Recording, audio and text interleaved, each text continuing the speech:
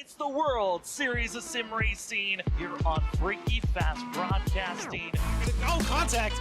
And some contact holds on for now as Vincent Sora. Colley's gonna be able to hold on. 3 wide, 2 wide. Ryan Bird trying to be the hero. He'll door smack once again in the center of the corner. Figure out how to get out of the way. Vinny wrecks him! He wrecks him across the line! The 15 wins! One last chance, one last opportunity. He's digging, he's climbing, he's right on the bumper. Blocking gonna be made. Will there be contact? Here comes Thompson. Check on the outside. We're gonna be blocked, defended. Brian Johnson, O'Brien will win. Here comes Vincent Sword to the inside, but it's not enough. Brian Johnson wins, and it's gonna be the 13th trying his best. He'll hold on, or will he cross the line? It's Cedric Hunter by a nose.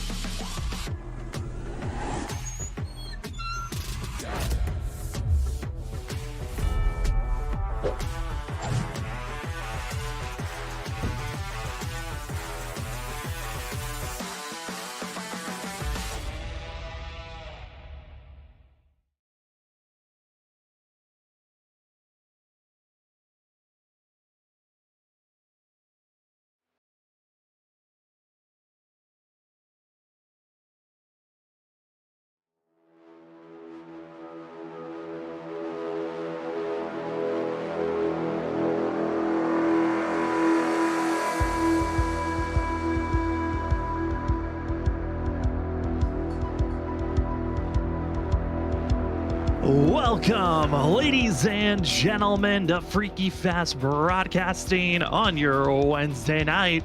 Tonight, we give you coverage of the WSSR Cup Series for Season 9, race number 2. And last week certainly was a crazy one.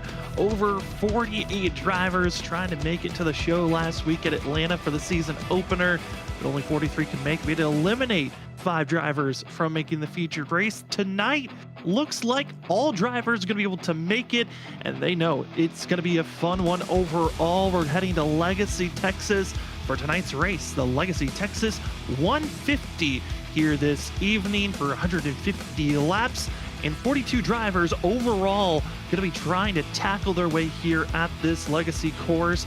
And with this track car combo, it never actually happened in real life, so the admins had to make a custom setup, and over the radio, been hearing from the drivers, this setup is very difficult, extremely loose. It can be fast, but a lot of drivers have been having handling issues, so we're expecting there's a chance tonight's race could be a caution-filled one if these drivers get a little bit too antsy with this vehicle. But for tonight, I want to say thank you for joining with us again here at Freaky Fast Broadcasting. My name is Sam Dyer.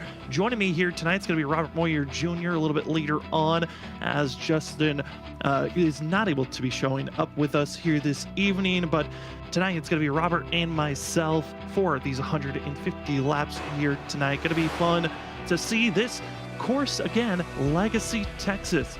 Very different from what modern day Texas is, where both sides of the track completely different on how you tackle it. Turns 3 and 4 a lot faster. It's a lot more of a build up that speed to go for passes down into turn number 1, where it's a little bit slower of an entry of a corner that you're trying to deal with, and a lot wider here tonight. This course going to be very different on the fact that every single time they go into these corners, there's an opportunity to go for a pass. But based off what I was hearing about the setup, both sides of the track kind of feel a little bit different.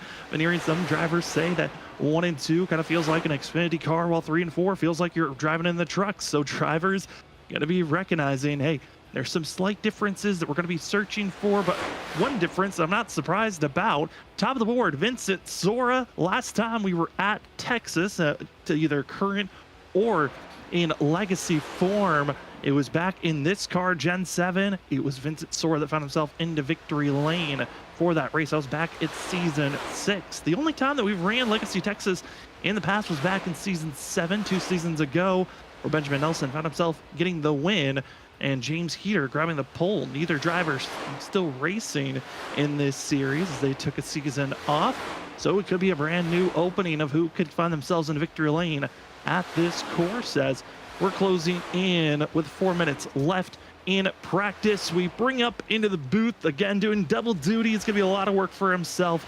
We bring Robert Moyer Jr. with us. Robert, I know this is going to be a tough race, a lot of drivers, a lot of action to keep up with, and you have to try to keep up with me. It's gonna be a tough one on yourself. But how are you doing here tonight, getting ready for tonight's race?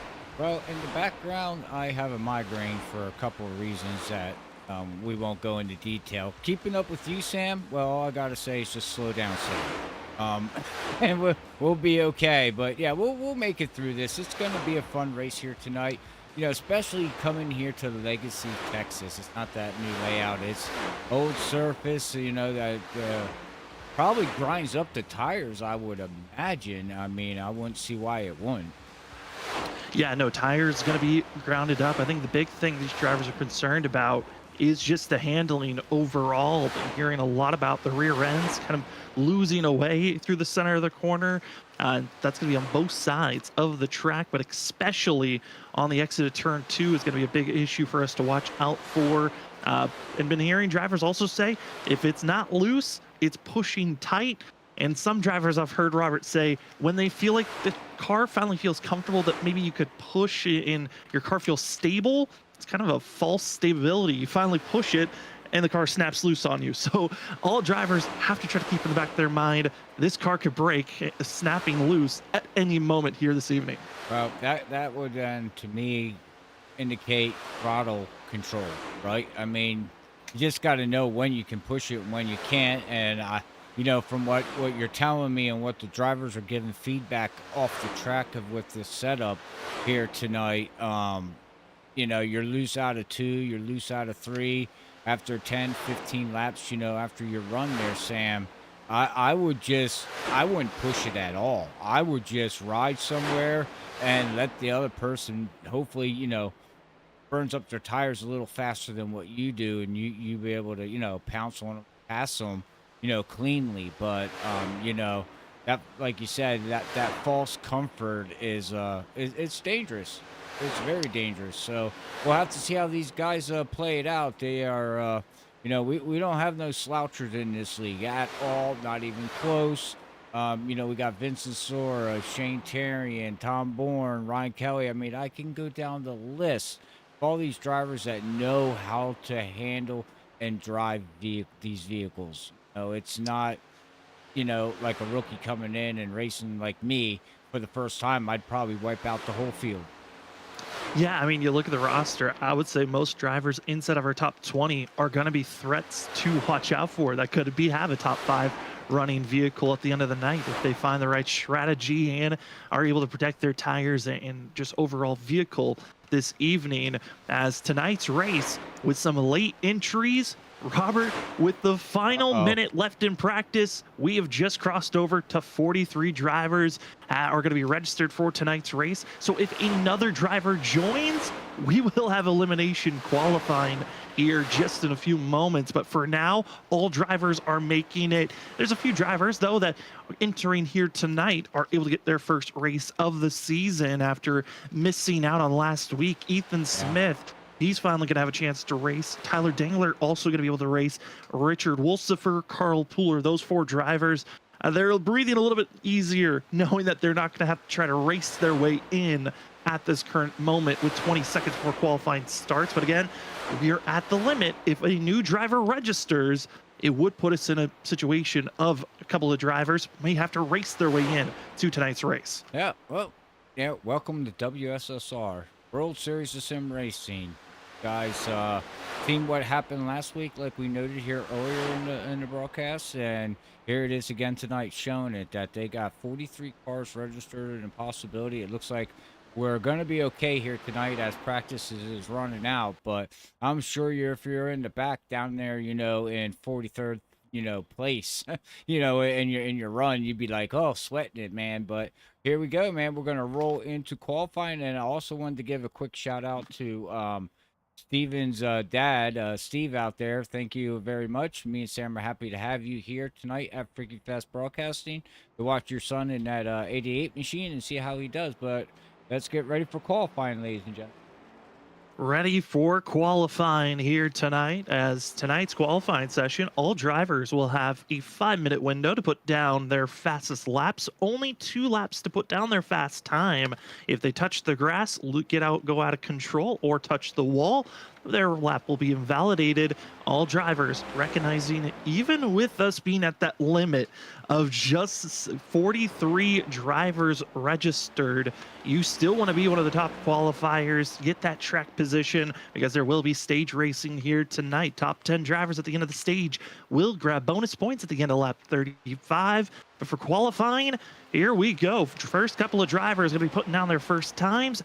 Aaron Smith, the second in the 70 machine, going to be one of the drivers to watch out for. This 70 machine, one of the faster drivers from practice, was inside of the top 5 for most of practice. Got bounced out, but certainly a factor, I think, for a top 10 run for qualifying, as Joshua Kanata, Mike Tellier, and plenty of other drivers finishing their first lap as we get to watch the numbers click in.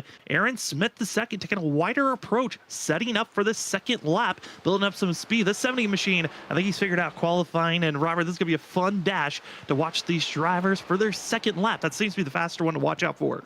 It looks like it's going to be the second one to, look out for. So we'll have to see what Aaron Smith can do here as he's bringing it around here.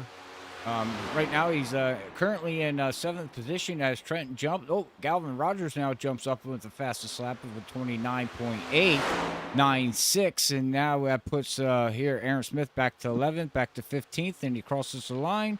Let's see where it places him. Currently second up on the board, Sam. Big jump up, was 17th on the board after that first lap as drivers were cycling in. This is the second lap for a lot of these drivers, and Douglas Newbegin getting a sense of how loose that exit of turn 2 can be, being very low there for the 7 machine, as Douglas Newbegin, another driver to watch out for, as he's setting up for lap number 1 for himself. And the 7, we saw his teammate of Aaron Smith go with the wide approach, trying to set up with the momentum off the exit of turn 4. I think I'm expecting a similar thing here from Douglas Newbegin for himself, as we're halfway through qualifying here. Your pole sitter is Gavin Rogers with a 29.896. That is 400ths faster than Aaron Smith, the second. Douglas Newbegin going to tap that wall. It'll stick low, and that's going to be invalidating his first lap. He's got still one more lap to go, but with how slow he was off the exit of the corner, that also second lap looks to be not as quick as he was hoping for. One of the drivers that was pretty quick last week, part of the Sky Motorsports Brigade, Bronson Stafford in the 61 machine. Hoping to find some good speed for lap number 1 for the 61. He'll be 37th on the board, one of the slowest first laps of any drivers, but he's setting up for the second one. And Robert, right now it's still Gavin Rogers, Aaron Smith the second, top 2. Our front row still stays stable. Yep, staying stable as we're going to watch in Stafford here come down here, that number 61 peak machine here. He's going to put in, he's 39th right now on the board. And he's going to come across the start-finish line, ladies and gentlemen. And let's see what kind of boost does he have here on his second lap. Up to 16th, not bad. Outside the top 15 there, but not bad from 39th position here, Sam. Yeah, from 39th up to 16th, you'll take that. And I was listening to drivers, and I was kind of making my own predictions. It seemed like if you're looking based off how practice was going, being inside of the top 15 was kind of your ultimate goal. Get in that position, and you could be in a good spot to try to stay away from danger. I know a couple of drivers, this car is going to be very difficult, and one of those that we're going to be watching out for is Justin Forbes. Low experience level of a lot of drivers. He's a driver that really struggled at moments last week. And here tonight, I think this car in track combo and the way the setup's been, this could be a tough night for this Ford machine. I think ultimately survival is going to be the key for himself. But how is qualifying going to go for Justin Forbes, who kind of shocked us last week with a great qualifying run, but already getting very loose off the exit of turn 2, and it looks like it's going to be an automatic dip out as we only have 7 seconds left in qualifying. I think even if he didn't make that mistake, it was going to be close to even finish this lap, as the 4 is just going to take a practice run into pit road. But for the rest of the field, qualifying is finished, and our second pole sitter winner of the season will go to Gavin Rogers for himself in the 75 machine. Congratulations to Gavin Rogers, as The rest of the field going to now get a 5-minute warm-up period, get a little bit more track experience, also figure out where your pit stall is going to be for tonight's race. 43 drivers have made the show. All drivers that showed up here today will be racing. I think that's a good thing to hear, Robert, for the field to know, hey, we all showed up. We're all going to be racing. That's right. 43 cars. You don't got to worry about going home and sitting and watching the race like a couple did last week on YouTube. They actually get to race for points, which will help them throughout the season as long as we don't, have more drivers show up, as the season goes on, or, it's going to go week to week now, right, Sam? I mean, so we'll have to see how that all plays out for, the drivers that missed it. They can make up some points. Well, speaking of points, let's take a look at how the points are looking after just one race. Last week's winner being Cedric Hunter, not going to be the points leader. That goes to Larry Yingling after bonus points, great stage, and where the 67 finished. Larry Yingling will be your points leader after race number 1. The battle at the cut line going to be Brian P. Johnson and Nick Crawford, and these are just 30 of over 40 drivers. 43 were able to get points. Drivers that didn't get points again was Tyler Dangler, Christopher Fail, Carl Pooler, Ethan Smith, and Richard Wolsifer. They're going to be starting at 0. And one of those drivers that's on this board in 30th position, Ollie Fonseca, he's going to get a 0 this week, suspended after 2 separate incidences that happened in just one lap. The 24 is suspended for tonight's race. He'll come back next week, but Ollie's on a very short string because he's going to be, if he gets into another incident, Ollie could be getting a second suspension here this season. So a tough start for the 24 machine, as he'll be 30th on the board. As the rest of the field, they're ready for the rest of this season. Yeah, very, very true. And as you can see here, I don't know if Sam's seen it, but we do now have stage points and stage wins. And if you notice on that list there, Sam, in the top 30, you don't see anybody with the stage win. That's because, unfortunately, last week who won the stage, internet decided to boot him out, or he lost power or something like that. But, yeah, so you can actually see now, and we'll be able to keep track of the stage, how many points these drivers are getting, stages. So it's going to be pretty interesting to watch how that stage racing with points go, throughout the season. Yeah, and those stage bonus points going to be massive. That driver you're speaking about, Drew Jua, had the power outage. His whole entire house lost power and wasn't able to continue. We're going to take a quick look at the schedule right before we get into our pick'ems, but this season, very difficult start to the season. We had Atlanta Motor Speedway, the super speedway configuration last week. Tonight, we're at Legacy, Texas. Well, the next 2 races going to be tough. Martinsville, and then the unknown of Long Beach. 2 tracks that I think we could be seeing a lot of chaos at. I think all drivers have circled and said, well, it's just going to be survival mode for sure next week at Martinsville and Long Beach. Throw your hands up in the air. We don't know how that race is going to go. And the rest of the season, it looks to be pretty usuals of races that we're expecting to see throughout the season until we get to the playoffs. Well, that's it. And, talking about the playoffs, you can see the championship round start at Talladega, Daytona, Charlotte, Oval, the 2018 configure, Richmond, Northwalk. I can't speak here tonight, but you can see it on the schedule in Las Vegas there, Sam. So we do now got it highlighted for when the championships start. Yeah, when playoffs begin for the final 6 races, there will be 3 rounds that the drivers will be dealing with to see who will grab the championship for season 9. As we move away from the schedule, we got one last part to talk about, and that's our pick'ems. Who do we feel like are going to be the drivers to watch out for tonight's race? And my driver to watch out for, he just put down the fastest lap. I'm going to be picking the 3 machine of Ryan Kelly. Ryan Kelly, one of the drivers that I've seen at 1.5 miles run so well. He's going to be a strong contender here tonight. And if you haven't heard about it, I picked Ryan Kelly during the Drop in the Hammer podcast that Steven Stimpian puts out. I was involved with it. I had myself, Steven Stimpian, as well as Cedric Hunter and Zach Hall talked about WSSR. I chose the 3. I'm going to stick with the 3. Who do you have, Robert, though? Who do you think is going to be the driver to watch out for here tonight? Oh, I'm going to go with Aaron Smith II here at Lucky Duck Motorsports. I think I've watched him. I think he's pretty good. I don't know how he is at Legacy, Texas, but overall, he is one of them fast drivers if he can stay out of trouble here. So that's going to be my pick 'em. Fans out there that are tuning in here tonight, who do you pick? Let us know in the chat as we're getting ready to bring up the race grid here, Sam. So take a deep breath, take a drink, and we're going to let Sam run through the grid as I get everything else ready for tonight's event here at Texas Motor. We have ourselves 43 drivers in taking the pole for tonight's race for the Legacy Texas 150. Congratulations to Gavin Rogers in the 75. He looks to be a quick driver to watch out for, and 2 is outside in second place. We find Aaron Smith the second. Brian P. Johnson is going to be starting in third in row number 2 with Zach Hall in fourth. Driver that had power outage issues last week, Drew Jua, hoping for a rebound for the 77 machine and hoping to have a great finish here tonight, starting in fifth. Shane Darian going to be starting in sixth position. Steven Stimpian, strong driver to watch out for, I think, here tonight. 88 will start in seventh. Nick Crawford in eighth for the 74.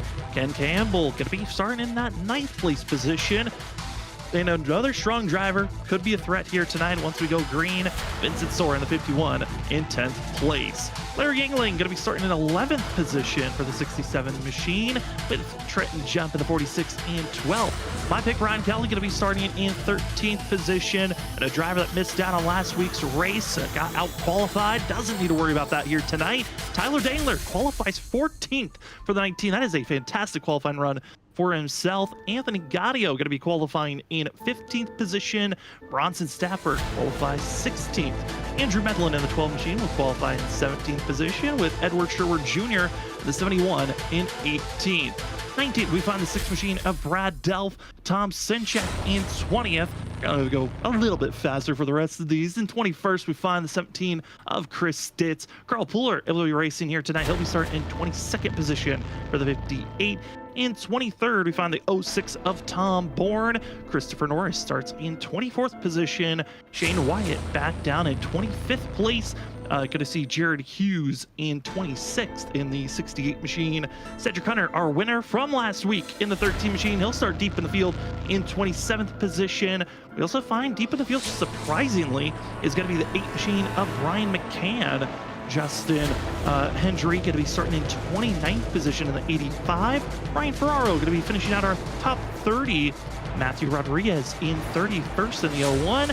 Also having his first race and debut race in the WSSR, the 00 of Ethan Smith in 32nd position. 33rd, we found the 16 of Joshua Kanata. In 34th, it's the 2 of Danny Cochran. James Kunkel down in the 99 machine will start in 35th. Mike Tellier in 36th position. 37th, we find Matt Neer. Richard Wolsifer down in 38th. John Forbes Jr. very deep in the field for the 11 machine. He'll start in 39th. Ben Kinney going to be starting in 40th. In 41st position, it's the 7 of Douglas Newbiggie. Not a great qualifying time for the 7, with Cody Reed and Justin Forbes going to be our final 2 drivers here tonight. 43 in total, Robert. Woo, we went through them all. We got one more pace lap before we go green, as we have 150 laps here tonight at Legacy Texas. Stage break again at lap 35. No fast repairs, only 4 extra sets of tires in pit road. And I don't know if we're going to have enough tires, Robert, based off what I've been hearing these drivers on the potential chance of a lot of cautions here tonight. Tires, and when you decide to come in to take tires, could be a big factor here this evening. Never thought of that, actually. Well, yeah, I guess we're going to have to wait and see how that all plays out here tonight, Sam. Never crossed my mind about tires, and I probably would have talked about it later in the race, but never crossed my mind here. Having enough tires, when to take it's going to be a big thing. Also, the stage break at the end of lap 35 going to be a big thing. Here's another massive thing to keep in mind. The weather. The track temp is hot, 115 degrees. The wind is blowing. Humidity is only at 40%, but with it being partly cloudy, you can already see it. Clouds are covering, and we're seeing this track in shade. Already starting to cool down the track, but once the clouds go away, that track temp is going to rise once again, and with the amount of drivers that are out on course, that's also going to be raising the track temp a little bit once we go green. The field is set. They're ready for the racing action. I hope you're ready, Robert. I know I am. for 150 laps. Stage break at the end of lap 35. And your front two, Gavin Rogers, Aaron Smith II, ready to take the green for race number 2 of season 9 into the restart zone. And we are green. It's going to be a great run on the inside for Gavin Rogers. Aaron Smith II going to be trying to stay on the quarter panel. Not going to be able to do so just yet as they head down into turn number 1. Gavin Rogers trying to fully clear, not just yet, but off the exit corner. The 75 finds the space and pulls away from the rest of the field. As the 70 of Aaron Smith there, he also finds a way. He's trying to pull away from the field as we still got battling going on back here with Drew and Zach Hall. We got battling back through the field here from 5th, 6th, 7th, 8th, 9th, 10th. Still side by side here, Sam. After struggles last week, he'll take the first lap lead. Gavin Rogers in the 75 was stuck in the back half of the field for most of last week's race. Here tonight, different approach, getting up front and trying to stay up front. As you can see, Zach Hall and Brian P. Johnson. Oh no, trouble though in the back. Drivers getting into the wall, and our first caution is thrown. Multiple drivers trying to slow down, but the big one on lap number 2 strikes. They're still piling in, and this is trouble already for over 10 drivers in just the first couple of laps. Wow. Somebody forgot brakes. Yes, I would agree to that. Trying to see exactly where the start of this incident was, and it looks to be around the 61 of Bronson Stafford getting spun off the nose of the 71 of Edward Sherwood Jr. getting very aggressive with one another as see everyone else piling in. But we're going to be seeing here, watching out on the outside row. You're going to see that peak 61 machine. Behind him is the 71 of Edward Sherwood Jr. As the drivers get off the corner, Bronson Stafford breaks loose. Edward Sherwood Jr. trying to keep his foot in the throttle, get underneath, not able to do so, clips the 61. And then it all goes awry. Rest of the field trying to scatter Tom Sinjek heavily into the outside wall. Other drivers are drifting and going out of control for themselves, as I believe that's the 68 of Hughes, and others are just piling in, not able to slow down in time. And that's the 4 machine. That's Justin Forbes into John Forbes. Oh no, the Forbes brothers getting into one another. A little bit. As we're going to ride along here and watch, and you know, he's got to see this way ahead of him here. As you can see, there's smoke. He's off the gas, on the gas, off the gas, off, on, yeah. Well, he did the right thing. He just never used the brake. Yeah, coming to a complete stop would have been the better call. And I talked about this even during qualifying, the lack of experience for this 4 machine. And again, it showed early. Getting Justin Forbes and John Forbes involved in that incident required damage for the 4 machine, the 11 as well. Joining in with required damage, Tom Sinchek. Gonna have to be in pit road for a little bit of extended time, but over 5 drivers required damage. Multiple drivers, though, having to stay under pit road for extended time. And our first big one, lap number 2, and talked about how this car feels like it's a little bit out of control off the exit of turn 2. And Robert, that was perfect showing. Multiple drivers were having issues off the exit of the corner. Yeah, and everybody tried to avoid, move around, and unfortunately, you're 2 laps into the race and your car's beat up and banged already. You know, that's a tough pill to swallow as a race car driver. But you know, racing's racing, right? I mean, accidents are going to happen, things are going to happen out there, and you just chalk it up, move on to the next week, or you try to, you know, finish out the race the best you can. Yeah, and most of the drivers involved with this wreck are going to be still able to race. A few are still in pit road. Those drivers being Justin Forbes, still has required damage. Ethan Smith, who just showed up for his debut race, 00 will not be able to have a very clean start to his. He is just leaving pit road. Also leaving pit road is the 7 of Douglas Newbigging. So all drivers back out on track of the 43, except for 1, that being Justin Forbes, that has to stay in pit road. The rest of the field, we're stacked up, and Robert, just in a blink of an eye, we're about to get back to racing here tonight. Caution on lap 2, about to be back out on track on lap number 6. And the field recognizing, okay, we got a taste of how early we can get into a wreck. Let's see if we can calm down and try to get that track position, place yourself in a good spot as we are back to green flag racing, and Gavin Rogers timing it perfectly. The 75 waited. He didn't take off immediately, waited for a quick second, which kind of jolted everyone else, and now it's allowed. Gavin Rogers, and here comes the driver that found himself with some quick speed last week before power outage. Drew Jua is up to second place. Yeah, he's on the move already with his tires. You know, yeah, I don't think he really learned anything on the first 2 laps there, unfortunately. You know, but we'll see here now if he can learn as, you know. I wanted to go back to that restart with Gavin Rogers. You know, how many times have we seen that in a different league where that guy, he just knows how to time restarts, and he showed it here again tonight. He certainly did. Past leagues we've covered of the Wicked Racing League and the BRB Cup Series. No longer broadcasting those series, but seeing other drivers moving over. Joining with Gavin Rogers is Jared Hughes, who was involved with that last incident on lap number 2. And already seeing a lot of drivers single filing up. I think this is a big thing for the field. They got to be happy on the fact that we're single file, but these drivers also aren't given enough space. It feels like one little slide and you're in trouble. As the fastest lap, give it to the 3 machine. Ryan Kelly's on the move, now up to 10th place, up 3 spots from where he started. He's up, and we'll see how this all goes as the back of the half of the field still hasn't decided where they wanted to run here, Sam, as we've got Larry back here running in 17th position. And then you got Shane Wyatt here. He's going to try to work the outside here on the number 8 of Brian McCann, as Gavin Rogers now, never mind, Drew now just puts on the fastest. Oh, trouble. Oh. That's going to be Chris Stitz into the outside wall. Ken Campbell as well. And another caution is thrown.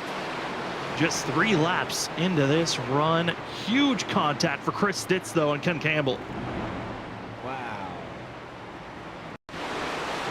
Oh, we'll go back here in the replay and see here the 17, because all I seen was the 15 and the 17 are going to get to one another. It's going to be right in front of the 17 here, down in turn number 1. And over the radio, Ken Campbell says his whole entire system just froze as he destroys his teammate Ken Campbell into Chris Stitz.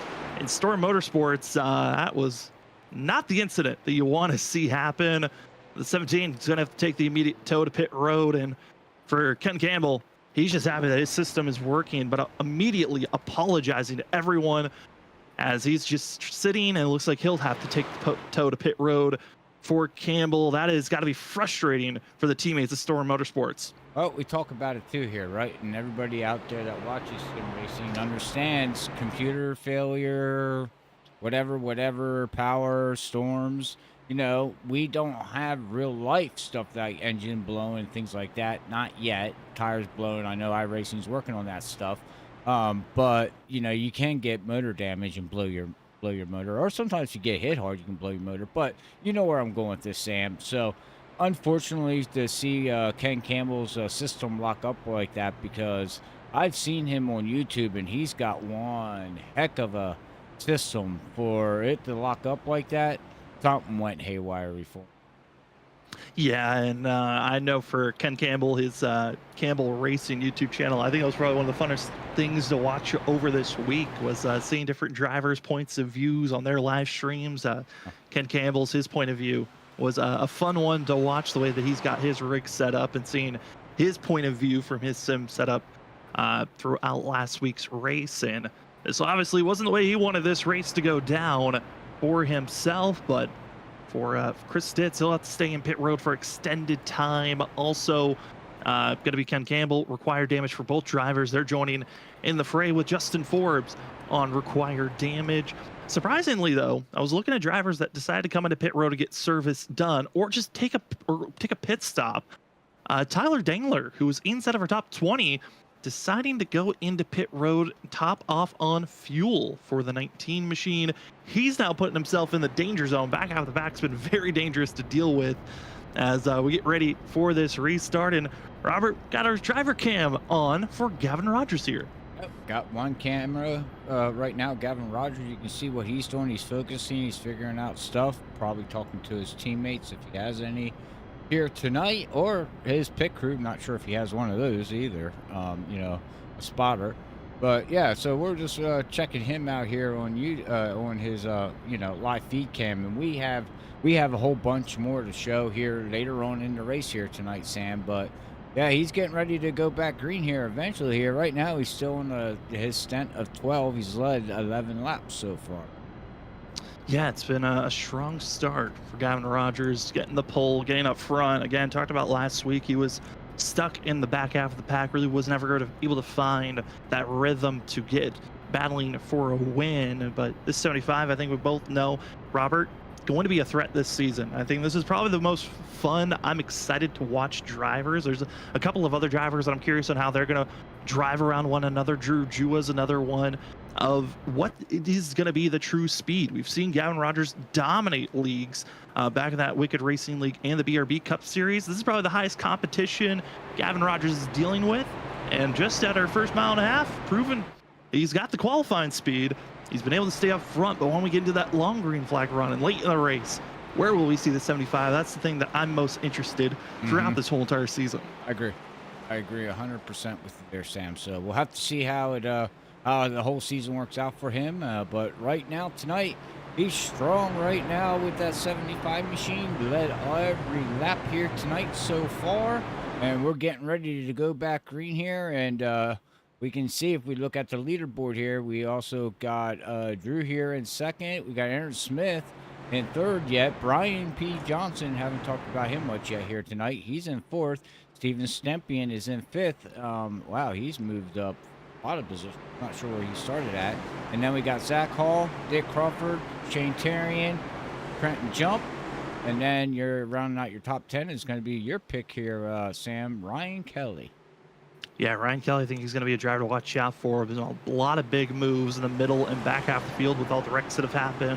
Biggest mover so far this race going to be Justin Hendry and Ryan Ferraro, both up 12 positions from where they started. As we're back to green flag racing for the Legacy Texas 150. Gavin Rogers, he's figured out these restarts, and it's going to be immediately taking the lead by over 1.5 car lengths. As Drew Jua under fire from our season 1 champion. It's going to be Brian B. Johnson, and also seeing Aaron Smith II putting the pressure for third. Putting pressure on for third, but I'm watching really closely with all these drivers here tonight until these tires warm up. You can just see how these cars are finicky loose. Like you see them swaying back and forth a little bit, and that's these drivers just turning left, right, left, right, left, right to keep the car, going straight on cold tires. And battle for the lead, done and dusted in one corner. Drew Jua, your new leader here tonight, trying to lead his first lap. Didn't lead it that last go around, but makes the pass down into turn number 1. Gavin Rogers trying to make a move to get by this 77, but Drew Jua doing exactly what he did last week. Wants to get up front immediately. Maybe didn't have the strongest qualifying run, but up to the top spot, he'll cross the line. But trouble for drivers deeper in the field. Danny Cochran in the 2 machine. Extreme damage for himself as our leaders continue on. Go and see, is he even still out on track yet? And oh my goodness, Sam, this car is totaled. It is totaled, and he was not able to get into pit road with the amount of drivers that are out on track, and there's the issue. Looked like to be a little bit of net code that just shipped the 2 off into the outside wall, and that hard contact going to be forcing Danny Cochran into pit road most likely. But we'll take another look here. Matt Meir, Danny Cochran side by side, and just looked to be maybe a little bit loose in the center of the corner, and maybe some net code over correction. And that too, destroyed, done, and he's going to now enter pit road for himself. Hard collision, but does not bring out a yellow flag as we continue to stay clean and green.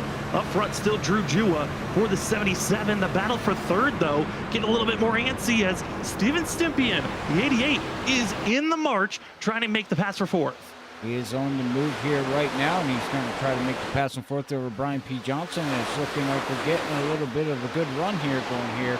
Now, Sam, these tires are warming up. We got Zach Hall and Nick Crawford behind them, and you can see that shimmy right there from the 28, and that's what you were talking about, during practice and qualifying, Sam, where the car, it feels good, and then all of a sudden it gets snappy loose, and you've seen that right there is what we have to keep an eye out on from these drivers. Yeah, and I was hearing a lot is now side-by-side racing for the lead as Gavin Rogers trying to take back that lead position to the inside of Drew Jua. But these drivers, they were saying, hey, you might feel a sensation of stability, and then maybe you give an extra 1 to 2% of extra throttle when you initially hit the throttle off the exit of the corners, and it just naturally the car wants to snap. And you don't have any true clarity of when you're fully stable with these vehicles. So everyone in a very antsy position of if you try to make a pass, you got to make sure it's a clean one, as Drew Jua just continues to fight to hold back Gavin Rogers and defends for another attempt by the 75. 75, I believe if he keeps doing this here, Sam, he's going to burn up his tires. I think he needs to just, slow back down here as we got Shane Terrian now here in that number 9 Prime machine. He's going to try to get it by Zach Hall here in that number 32 Freaky Fast machine, and he's going to look like he's going to be able to. Nope, Zach's going to battle it back on the outside.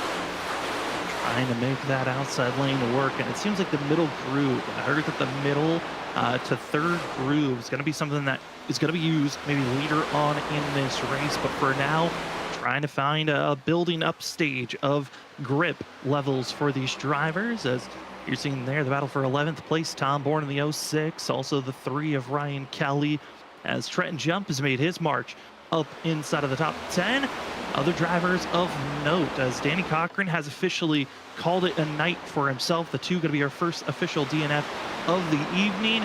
Other drivers that are trying to make their march forward. I mean, we're seeing a lot of drivers that we haven't gotten a chance to talk to because they missed on last week's race. You're seeing the 58 machine of Carl Pooler. This is a great run for himself as trouble strikes further back in the field. And it's going to be Matthew Rodriguez in the 01 putting the outside wall for himself. Trouble as he snaps loose right in front of his Alliance driver of Matt Meir. Well, he almost just had somebody else just take him out because I don't know who was flying by him there, Sam, but yay. Yeah, it looked like the 01 was trying to throttle his way up.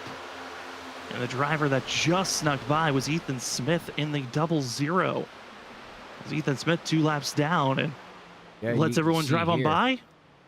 Feels like, okay, I'm going to hit the throttle. Gives it a little bit too much gas. It oversnaps and whoo, Ethan Smith just finding some space to get on by. And Matthew Rodriguez trying his best Ollie Fonseca impression, driving through the grass to get into pit road for the 01. And let's not make it a trend now. No, but when we saw Ollie do that last week, he hit the 01. So, just trying to get his own. There you go. There you go. Yeah, unfortunately, though, that snapped loose on him and took his teammate with him here. But we are now under another caution here, and 24 laps into this 150. I was just ready to say, do they make a pit? No, they're faking. I thought some of them would make a pit stop. No, I mean, at this point, it's a little late to try to make that decision because, again, I think if we were in other leagues that we've covered here on Freaky Fast Broadcasting, those other leagues, anywhere from 25 to 35 drivers out on track, we still have over 37 drivers on the lead lap. If you may decide to pit and you're one of those drivers up front, there's at least 10 other drivers that are willing to stay out on track. And with us having around 10 laps to go when we go green left in this stage, you want that track position. On top of that, if we get a caution with 5 laps left in the stage, so around 30, lap 30 to lap 35, if we get a yellow in between that run, that also could count as our stage. So these drivers, all in the understanding, track position is key if you want to get those stage bonus points. Good point, but my question then to you, Sam, is that, you've got these yellows with the way these tires are here tonight. How's these tires going to handle with this next takeoff? Are they going to be cooled down enough to be able to at least get some lateral grip to be able to go? Yeah, I mean, I think they're going to be totally fine for a lot of these drivers up front. We've only gotten maybe about 15 green flag lap on these tires, so everyone is in a pretty good state for the way that their tires are running. I mean, obviously, you're always going to be on older tires. These restarts going to be a little bit tougher if you're putting in too much throttle on these accelerations, getting that wheel spin. But At this moment, I think everyone should be good. Driver of note, though, to watch out for the 71 of Edward Sherwood Jr., going to be the first driver of those that decided to take tires. He took those tires all the way back in caution number 1. He's still back in 25th place, so there's not a huge advantage that he's working with. The first driver that tried to take an advantage on tires, going to be the group of Ryan Ferraro, Bronson Stafford. Those are going to be the 2 drivers who just took their first set of tires, but they're back in 34th and 35th. They got a lot of work if they want to get up front before this stage is over. Well, speaking of it, here as I was paying attention here, and if we can bring up Drew's camera. He just hopped on and threw up his camera while he's racing, Sam. So that guy's multitasking here. Hey, you got the lead. You've been trying to make the moves work, and Drew Jua again after his issues. I think he got the camera up after the first caution, realized, oh wait, I can put this up, and I was able to get it never paid up attention. for us. And Drew is communicating with his teammates, and the big thing here for Drew is he's going to have his teammate of Aaron Smith the second behind him, going to be in 3rd place, and no surprise, we're going to see Drew Jua on the inside, expecting maybe a countdown to see how they're going to run. And oh, we got another driver. We caught another one, Robert. Texting and driving. Hey, luckily they're in the sim world. Don't do that in real life, though. There you go. Yeah, we caught somebody before doing that, and we yelled at them. So we yell at you, Drew. No texting and driving, But under pace, I've done it myself under pace. So that I'll leave go. But if you're out there racing, and you're texting, oh, you're just good. Oh, well, you're asking for trouble. That is for sure. Yeah. As phones are away, drivers are set or stacked all the way through. We've got ourselves on this restart, 37 drivers on the lead lap. Still drivers getting repairs done. Going to be Matthew Rodriguez, who was just involved with our most recent yellow, and as well Chris Stitz. Justin Forbes is out on track. Danny Cochran, Ken Campbell, both have called it a night. As one driver blinking a little bit, I believe that was Trenton Jump, having a quick blink for the 46.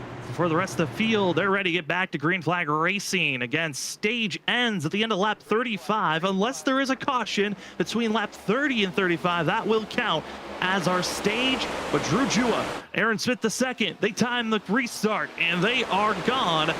Lining up 1, 2, rest of the field trying to get in line, but our first side-by-side is going to be battling for 5th place. Shane Tarian and Steven Stimpian. Stimpian looking on the inside of Shane Tarian there, but nope. Shane's going to cover it up there, Sam.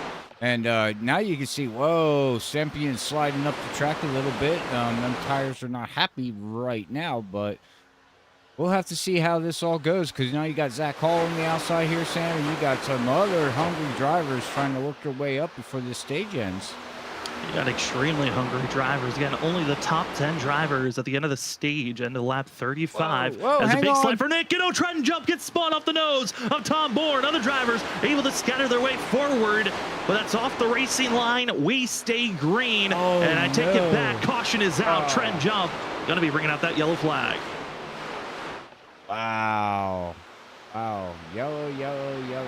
And, ooh, this one's going to be... admins are going to have fun with looking back on this incident, but here's going to be Trenton Jump, Tom Bourne, Ryan Kelly. And Jump just, I think he hit that apron, drifts up just slightly. Just cuts across. I don't know if he got a bump or not, but here's what the admins are going to have a fun thing looking back over this run. He just lets the car drift on back, gets back on the racing line, throws a, terrible J-turn. That's just a bad one. But because he came back on the racing surface with oncoming traffic, that will bring out the caution, and admins are already saying that is not the stage. We will have one more restart before this stage is over. Oh. And they were former teammates, weren't they? Are they teammates in... yeah, they're teammates, right? Trenton Jump and Tom Bourne? Yeah. No. Very much not. Very, very much not. They've raced with one another in past leagues, but they are not teammates at all. Okay, At moments, I would say they're rivals, if anything else. Oh, well, okay. Well, we'll see where that leads for the rest of the season here at WSSR. But like you said here, that they're not counting this as a stage, so we're gonna have one more restart here, and this could get very, very interesting.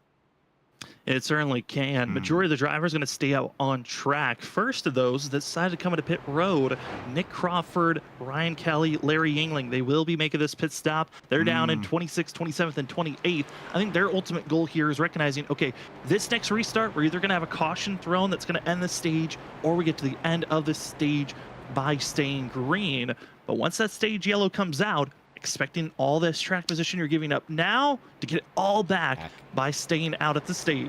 Yep, yeah. I mean, if you're not looking for stage points, which it looks like them guys are not, they're thinking of track position instead of the stage points. And, you know, we talked about this on the standing side of things, and you can see where people got stage points and everything. So, again, that makes an interesting call here, giving up stage points for track position. And as long as they can hold that track position, Sam, yeah, great call. But if they can't hold that track position and they wind up falling back to where they were running, you know, when they made their pit stops, I don't understand then why would you give up, you know, your points, you know. But, you know, again, when it comes to Nick Crawford, that guy makes some weird calls that we all sit back here and scratch our heads. But at the end of the day, take a guess who's finishing in the top 5. Yeah, it's kind of a 50-50 toss-up for Nick Crawford. Sometimes those wild strategies work out. Other times they don't. I think also a big thing for the drivers that pitted, the reason why a lot of them pitted, tires. You talked about how maybe some drivers weren't feeling comfortable. Few of the drivers I was seeing snapping loose extremely off of turn 2, but didn't bring out the yellow, was Nick Crawford and a few others that came into pit road with him. So I think more of it was, you know, we could try to stay out there. We could push our car to try to get those stage bonus points, but we're just a couple of positions behind. The tight handling's not there. Let's just set up for when we go back to green flag racing, take that track position back, and then fight from there, instead of maybe risking and throwing away our race just for a chance to get 1 or 2 bonus points. Very true, very true. Yeah, I mean, there's different ways to think about it here as we're getting double file here and getting ready to go back green here, Sam, on lap 33 of 150 here. And it's also nice to see all the fans out there tonight here rooting on their drivers. We got fans rooting for Carl Polar, Tyler Dingler. We also got Stempion's dad out there rooting for his sons. Stempion, Steve is. Anyways, it's great. We've seen James Hackworth out there. Haven't seen him in a long time. So shout out to all them guys that are tuning in, and ladies.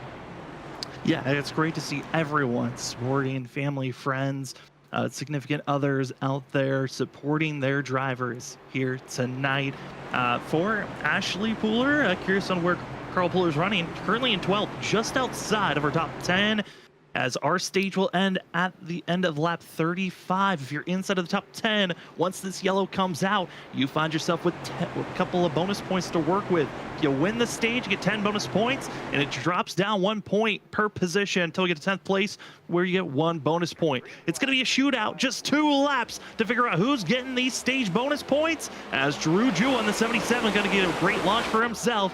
We're back to green flag racing, as Aaron Smith II going to be trying to hold back the rest of the field, as the battle for 2nd, 3rd, and 4th right on top of one another. But it's Drew Jewell leading the charge, exit of turn 2. Everyone's holding steady for now, but looking back at tires, not a lot of movement just yet. It looks to be all Drew Jewell up front for the 77. Rest of the field, some thinking about that 3rd lane, but across the line, this will be the white flag of the stage. Either it's going to be a caution because of a wreck, or once they cross the line, that will become the stage. You just got 2 corners. Who's going to be inside of the top 10? Currently, Carl Pooler has marched up to 10th place. He's in position to grab that 1 bonus point. They're going to be so crucial for missing out on last week. But trouble, drivers wreck, and it's James Kunkel. Also Andrew Medlin look to be also off the nose of potentially Christopher Norris. And that will be the stage. Drew Jewell is your stage winner. Wow, what a battle for the last 2 laps here for just the stage, ladies and gentlemen. As we'll have to see if we can find that replay on Christopher Norris. It looked to be James Kunkel and Andrew Medlin getting into one another right in front of Christopher Norris, who got a slight tap. But the big thing was the 99 off the exit of the corner of turn 2. He brushes the wall, comes crashing down on the 12, and he'll take a few drivers with him off of this exit. But you're going to see the battle. I mean, these are all drivers just outside of the top 10. That 58 blue, purple, pink machine going to be the driver that's in 10th place. So you're trying everything you can to get in front of the 58, but it's just a little bit too much for James Kunkel. He'll bounce off that outside wall, crash into Andrew Medlin. Christopher Norris slams on the brakes, and he'll spin out in front of the field and take it to the inside wall to avoid any more carnage. But 3 drivers losing a lot of time for themselves there. Wow. Yeah, lost time, got damaged. But, well, we're under a stage break here as everybody's going to come back in and make their pit stops here, Sam. And we're going to have somebody, Ryan Ferraro's, Ryan's going to, in the 34, is going to stay out to lead, I guess, assuming 1 lap here. He's going to be part of that group that's going to stay out, take track position. He pitted 12 laps ago as Ryan Ferraro, and he's in that position where he can stay out. He's going to be okay for himself. And I like this call from the 38 machine. And our top 11 drivers are all going to be drivers that pitted before the stage was officially concluded and knew they're going to be giving up track position early. But now they're going to be inside of our top 10 now. All right. Here, can we get our stage winner? Be around? We are currently seeing if we can pick up Drew Jua, and I believe we can. And once again, Drew Jua being up front, taking another stage win for himself. We'll see if we can queue up the 77 machine. Drew, it's Sam up in the booth. You got me? Yes, sir. Well, Drew, another week down, another stage win for yourself. Man, how are you feeling out there on track? Because it looks like this track is a handful for all these drivers. Yeah, it's pretty loose. We were able to get by Gavin there and kind of conserve tires. Track position is going to be pretty key here. It's going to be interesting to see how we can get those people that pitted right before the stage. So it's not too loose. It's a little loose off the corners, but if you're saving and conserving, you shouldn't get too loose. So it's going to be fun to save our tires while trying to get to this field and starting 12th here. So try to get back to the front and not lag out this week. Yeah, we're crossing our fingers for you, Drew. We know we want you to finish this race here tonight. Is there anything that you're looking out for the rest of this race, knowing that the stage was so early in tonight's event? Yeah, just save that right rear. If you push a little too hard, and that right rear gets a little too hot. It's the same thing with Atlanta, with the high track temp. So save that right rear. Try not and get into other people's messes and actually finish this week. So I'm looking forward to it and hoping we can get our first win of the season here. We're hoping for that for you as well, Drew. Congratulations on another stage win, and good luck for the rest of this race. Thank you, guys. As we'll send Drew back to his teammates at Lucky Duck Motorsports. Part of Lucky Duck Motorsports, also Douglas Newbigging, Aaron Smith II, and Edward Sherwood Jr. As Robert, I mean, Drew sounds pretty comfortable, but obviously that worry of losing power again going to be a huge concern that he's just going to continue to have to worry about. Yeah, let's hope that doesn't happen to the guy. He won the stage last week and then lost power, and now he won the stage here tonight. He's getting the stage points. He's getting the wins. He's maxed out in 2 races on 20 points, on stages, but it's not showing up in the standings. So, he's got to finish a race, and hopefully tonight's that night. Absolutely. As drivers that are out of this race after stage 1 being done, Danny Cochran, Ken Campbell, and as well Chris Stitz. I know for Ken, he was hoping for a better race. Again, his system locking up, getting into his teammate, and just putting in chat, please tell me there's a tunnel here so Stitz won't be waiting for me after the race. I'd imagine both of you guys are already running to the hills at this moment. But Ken, we hope that you guys have a better race next week, as it's going to be another tough one at Martinsville. As for us here tonight, we still got plenty of more racing to be putting down as we still have 110 laps to go here at Legacy Texas. The Legacy Texas 150, and Ryan Ferraro, great jump for himself, but he's got the oldest tires of anyone on track. 34, he's got some hungry wolves behind him. Larry Yingling, the 3-time champ in the red, and Nick Crawford, both trying to figure out how to get by this 34 machine. And Nick Crawford, driver that won here at Texas. Now, it was the current configuration last season. The 74 is hoping for a good run. And you see the 3, Brian Kelly, mixing it up front. Drew Jua, our stage winner, already up 4 positions. He's up to 8th place already. Oh, my God. Slow that. 77. It's not showing up on the ticker, but look at him just flying right now. Fresh tires, and he's just doing these guys up left and right. He certainly is. Other drivers with fresh rubber that's behind Georgia. That's going to be Brian B. Johnson. He's stuck in 11th. Still mired behind some of this traffic that's on older sets of tires. But Drew Jua able to get underneath Richard Wolsifer, and he'll be making the charge now up to 7th place. Linger back and see some other drivers trying to make the charge forward. We're riding on the back bumper of the 9 machine is Shane Tarian, who rides in 13th place. And you see Gavin Rogers, our pole sitter. Not a lot of space to make this 75 move forward. It looks like maybe dirty air. Not a comfortable place to be if you're that 75. No, I don't think dirty air is going to be the key here with these guys here tonight. And any kind of dirty air, forget about it. As we got the 25 of Cody Reed. He's falling back right now. Oh, he's getting loose. He's coming down, and Aaron Smith is right there. And, oh, that could have turned into something bad. Now we got Steven Stempian diving low here, Sam, to try to figure something out. And they're even 3 wide behind this group that we're watching. And Cody Reed's in an awkward position as Carl Puller maxing out the run. Edward Sherwood Jr. in the middle. It's going to be Shane White on the inside as they fight side by side. This group, I mean, they're fighting for 21st position. And they're fighting like this is for the top 10, top 5 right now. But every position so difficult to make these passes, every spot so hard. And no, trouble as all teammates get into one another. Alliances, Mike Tellier, Shane Tarian, and Tellier, and the Tim Hortons machine spins around. What is it with teammates tonight? They just cannot get away from one another. Every yellow is teammates. Oh, man. It's a tough one. As they were trying. And it's just a standard thing here. It's not like he's trying to do anything, bad. You just watch the car. Look, it gets a little snappy. It gets a little snappy there. Then the 61 goes up the track, and it just shifts out underneath them. And once you lose it, Sam, there is no control on it.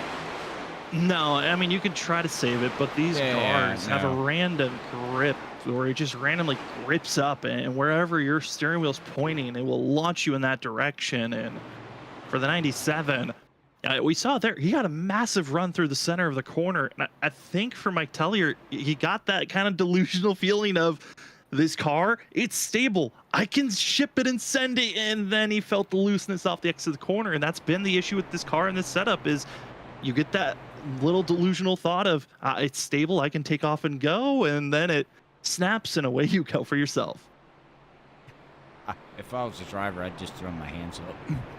Absolutely. That's why I'm up here in the booth calling a race with you, Sam, because I would have made that too and said, nope, I'm done for the night. So I give all these guys, props of fighting this car and and just trying to survive. And if you're near teammates, get away from each other because apparently it's bad luck right now.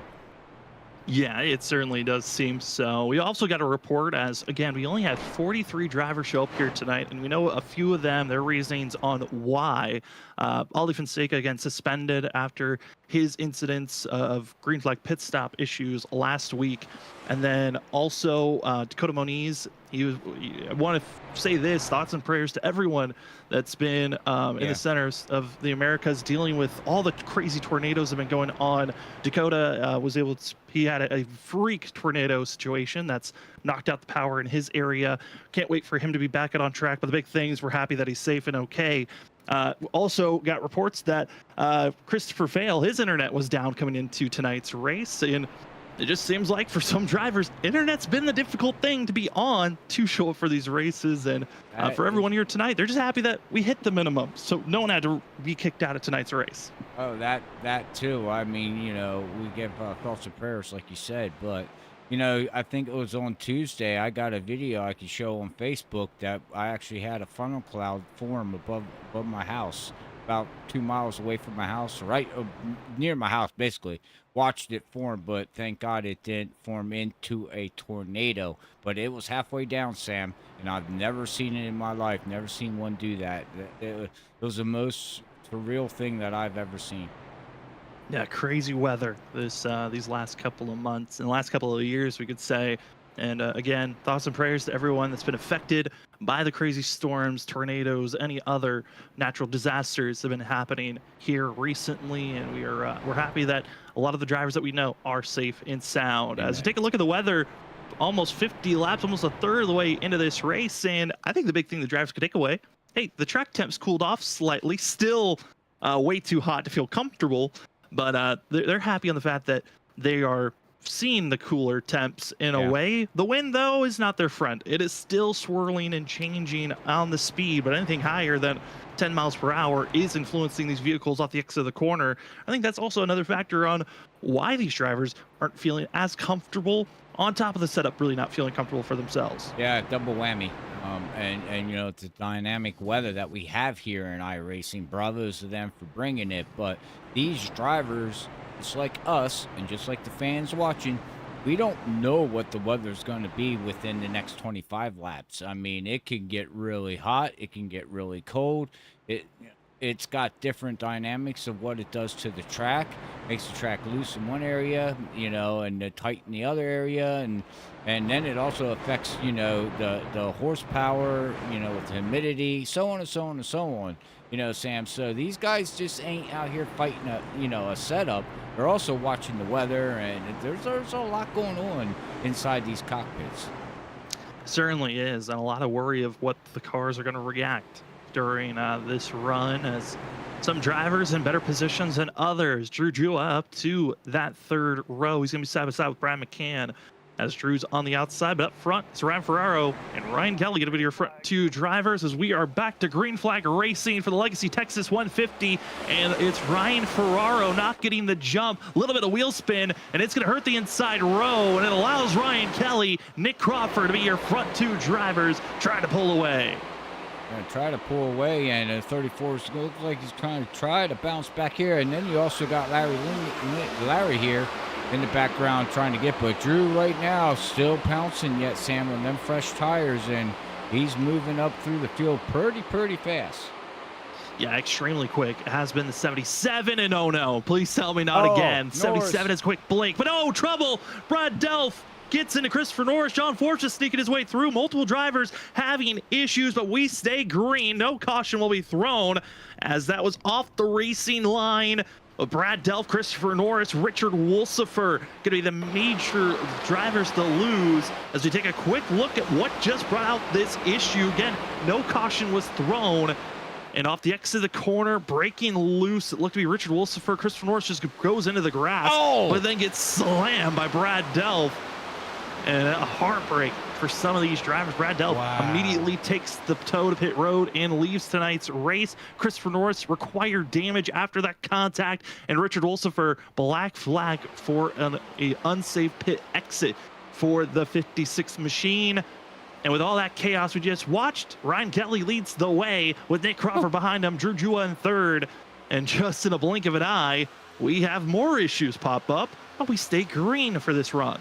Yeah, I'm shocked that we stayed green, and you can see what Christopher Norris was trying to do there. He tried to get out of the way and actually drove into the wreck. A little bit too close to danger for himself. But up front, battle for the lead. Nick Crawford, Ryan Kelly, side by side. Crawford trying to work on that outside groove. Drew Jua just trying to utilize his momentum to maybe sneak his way past the 74. Little bump to Kelly, but sneaking down low. Let's go for almost a stack 3 wide. Kelly holds strong for the lead, but now it's side by side racing for that second place position. Drew Jua, Nick Crawford. Crawford trying to stay off that outside wall, but it'll be side by side with the 77. freshest of tires of anyone up inside of our top 20 goes to 77 Drew Jua, and he'll sneak his way forward up to that second place position. Nice pass there from the 77. He pounced a little bit, and then he backed off a little bit, but look who else is coming up into here. Brian McCann. Haven't talked about him all night here, Sam. He has now moved his way up to 5th position.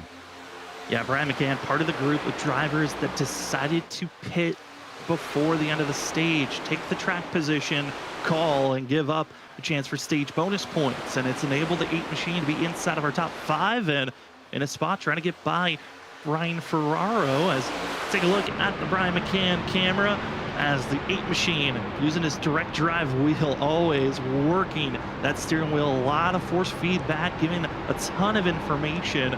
And for this 8 machine, he's just trying to be in cruise control again on slightly older tires than everyone else. So at this moment, it's just hit your marks and run clean. But battling for the lead, Ryan Kelly, slight blink out for the 3. He's back connected. Drew Jewell now going to be side by side, and it's a battle for that lead position. The 3 defending well for now, but it's almost feeling like it's an absolute that Drew Jewell is going to take back this lead.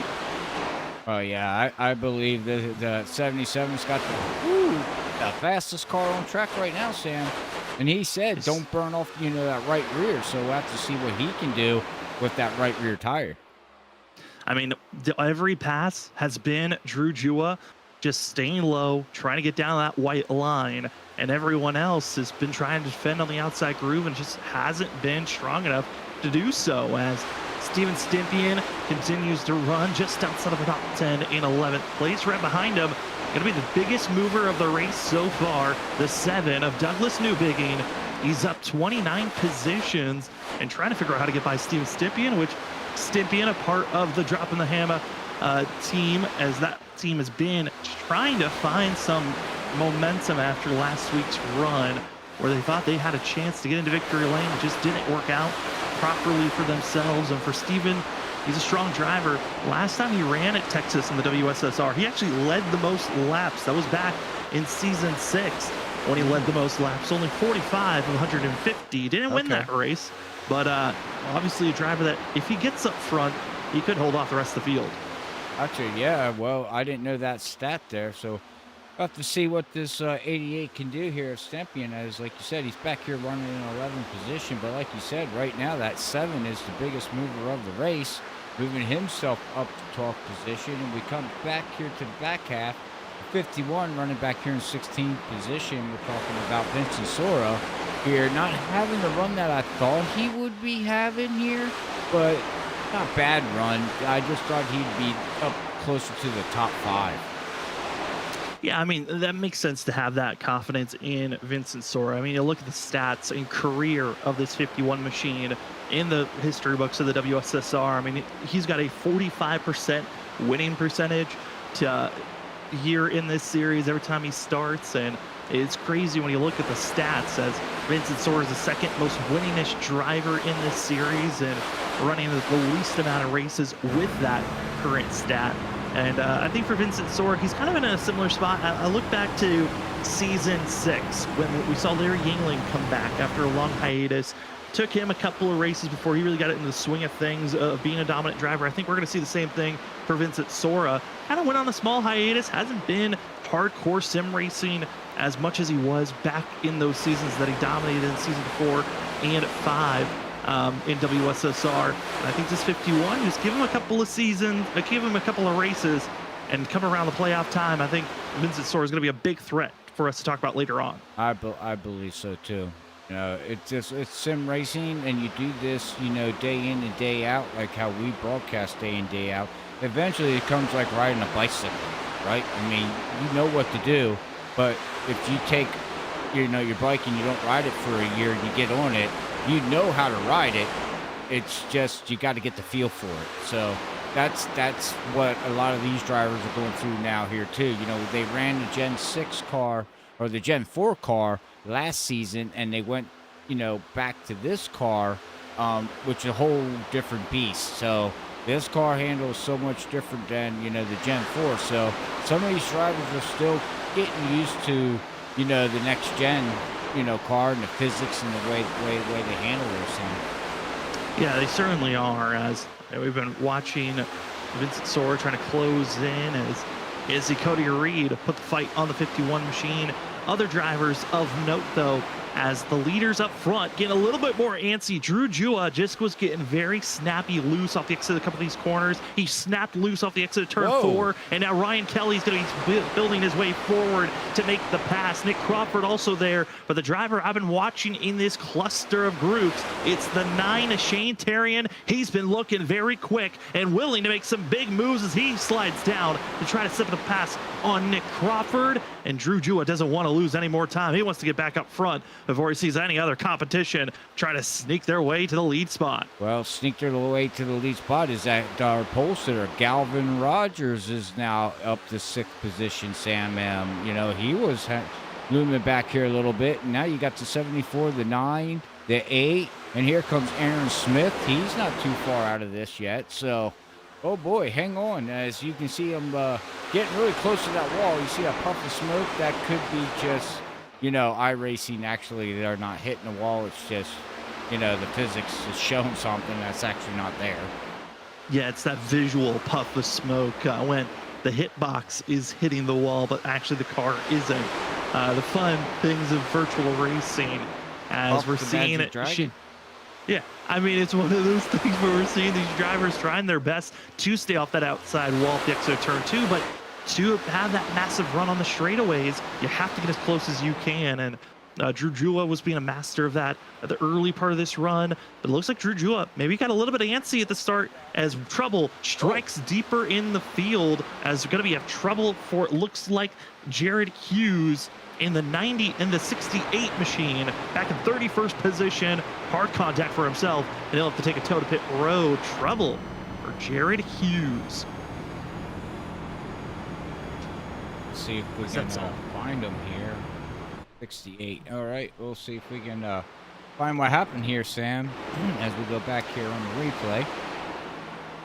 Oh, it looks like it's going to be off the exit of the corner, and it's going to be the driver right in front of. That's Ben in the 98 machine. Snaps loose, comes right back crashing into Jared Hughes, and Ben's night's done, and it looks like Jared's night is done as well. For blink of an eye, back out of the back. Just, I mean, we've seen drivers up front get into trouble. Even drivers in the back having the same issues with their tires, and with that caution, everyone's entering pit road. Fresh rubber is needed. And I think, Robert, this might be the perfect time for us to say, let's take a quick break, because we're almost at halfway for tonight's broadcast and for this race. It's been a good one so far. Drew Jua has been the strongest driver up front, but with the time of that yellow, Ryan Kelly will become your new leader up the exit pit road as long as he gets a clean run. But for us up the booth, we're going to step away. You're currently watching the Legacy Texas 150. We'll be back right after this for some more Texas racing as Ryan Kelly wins the race off of pit road.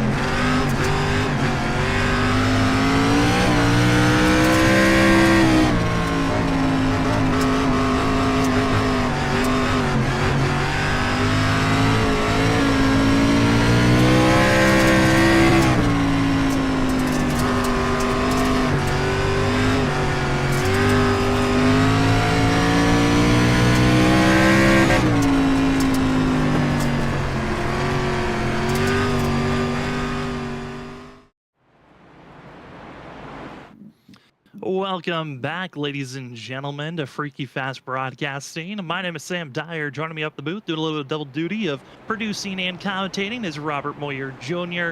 We're currently watching the WSSR Cup Series, watching the Legacy Texas 150, Season 9, race number 2. And it's been a lot of Drew Jua up front, our stage winner for 2 weeks in a row. There's been a little bit of blinking for our top two drivers, Ryan Kelly, Drew Jua. They're hoping that their connections will hold for the end of this race. We just had a caution that kind of reset most of the field to be able to get 4 tires in fuel. We've got ourselves just almost to halfway, but the field is set. We're ready. It's time for some more green flag racing. Ryan Kelly, Drew Jua on the lot pedal as they send it down into turn number 1. Going to be single filing for majority of our top 5 drivers. It's that battle for 5th. It's going to be the first side-by-side action. But Robert, it has been a lot of Drew Jua, but Ryan Kelly finally up front. Everyone's on equal footing on the set of tires they're on. But will we see another quick yellow? Because we've seen a lot of them here tonight. That we have, and we'll see if these guys learned anything now here, as we're still 2x2 back here with Shane Terry and Brian McCann. Still trying to figure out where they want to go. You still got Brian Johnson, Steven Stempian back here side by side. And these guys here are going side by side to try to, solidify that pass as fast as they can, because fresh tires, this is the time that you're going to want to pass people, and get in line and then hopefully just settle down here. But now you got Aaron Smith now still battling side by side as Brian McCann gets a little bit looser, Sam. He's a little bit loose, going to be pushing high for himself, enabling Brian P. Johnson to try to work on the inside groove. And you see the 88 stars and stripes for Steven Stempian, as this past weekend was Memorial Weekend, bringing out a special scheme for this week. As see the field race on by. Over 43 drivers made it to the show here tonight, but we've had plenty of cautions that have taken out a lot of drivers. The 98 of Ben Kinney's out of this race. Jared Hughes is out. Richard Wolsifer, Brad Delph, Danny Cochran, Ken Campbell, all out of this race. And we only have now a total of 32 drivers on the lead lap.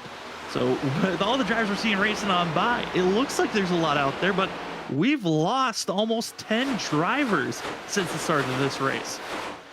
It doesn't seem like a lot with 10 drivers, especially when you got 43 cars. So it's still a lot of cars out there to gain and lose positions here, as we're on lap 74 of 150 here, Sam. So, shout out to these guys here to see. I think they're starting to get the knack of the car here, and they know when that car is going to start to act stupid, I guess is what we're going to call it. Bipolar, maybe? A little uncontrollable, unstable, yeah. I mean, there's a lot of different, you could call it both ways, you could call it. But a lot of these drivers, I think the big thing for them is trying to keep the car underneath them and not psych themselves into overdriving this car. That's going to be the big thing, as race control of Steve Benjamin over the drivers' chat, letting the drivers know we have officially crossed into the halfway of tonight's race. And seeing a couple of drivers trying to make their march inside of the top 15. Seeing the 06 of Tom Bourne, the 7 of Douglas Newbigging. They've had their own little battles between one another. Tom Bourne, I mean, the way that he races, it looks like he's racing mad at times, trying to get by every driver as quickly as possible. But he's got some lucky duck drivers that just being a wall at this moment, with the 71 of Edward Sherwood Jr. and the 7 of Douglas Newbigging. We fall back deeper in the field. We see a couple of other drivers trying to make their own recovery run. This is just outside the top 20. You've got 16 of Joshua Kanata in 22nd position, and also the 27 of Shane Wyatt, as Wyatt was a very strong pusher last week at Atlanta. Here tonight, a little bit of a different story. But right now for Shane, it's just hit your marks, survive the race. I think that's kind of everyone's goal at this point, if you're not inside of the top 5 running for a chance to win this race. Well, that's it. Just hit your marks and see, try to salvage what you can here, is what the 27 is starting to do, as we see something going on up in front of him here, Sam. That's Douglas Newbigging breaking loose off the exit of the corner and stays off the inside wall, able to get back up on the racing surface, only losing about 4 positions, but a little scare on the backstretch. That exit of turn 2 has been the trouble spot for majority of this race. There's been a couple of problems on the exit of turn 4, But a lot of these drivers, when you're side by side, you're inside car. Oh, trouble for a driver up front, though. That's Nick Crawford who breaks loose right in front of the field. He keeps it off the wall, but he's going to lose over 10, 15 more positions. But he'll take the save. He'll take the fact that he's still in the race, but from 4th all the way down to 19th in a blink of an eye. That hurts. That hurts big time. So that just goes to show you that's what these guys are all dealing with. It could be one little slip up here. But my eye is on something right now, Sam, and we'll see, because Larry is in the middle of something here. Don't know if anything's going to come out of it, but you got Tom Bourne and the 46 of Trenton Jump right cause to each other. I mean, I don't think there's anything really to worry about between them. You're stirring drama up for that there hasn't been any. That's just us making something up. We gotta wait. We have to wait for the actual drama when drivers are yelling at one another to have that actual situation. All right, I'm sorry. I got excited. A little bit there. We're not in that stage yet. Most of the time, wait until we're, after next week. I think after next week, we'll maybe see a little bit more tempers flaring as next week's race is going to be at Martinsville Short Track Racing. Do not want to miss it. It's going to be some great racing action like we're seeing on screen as Steven Stimpian trying to get by this going to be getting by the 70 machine of Aaron Smith II. But this group, they're all trying to catch 3 drivers. That's Drew Jua, who currently runs in 3rd, Gavin Rogers, and Ryan Kelly. And I'm looking at the pace. I think Drew might be our top 2 trying to pull away, use up their tires, and he might try to run them down a little bit later in this race if we can stay green. Yeah, that's what I'm looking at too. I'm looking at Ryan Kelly's last time by was a 30.2. Calvin Rogers was a 30.2, and Drew was a 30.4. So, yeah, that might be what he's doing, Sam. He realizes that they pulled out in front of him, so maybe it's time to save a little bit of tires. I mean, save tires. You're not in any position where you're going to hurt your tires a lot here, as the battle for the lead is back on. Gavin Rogers, our pole sitter. He's been waiting all race long to finally get into that lead position, a lead a lap.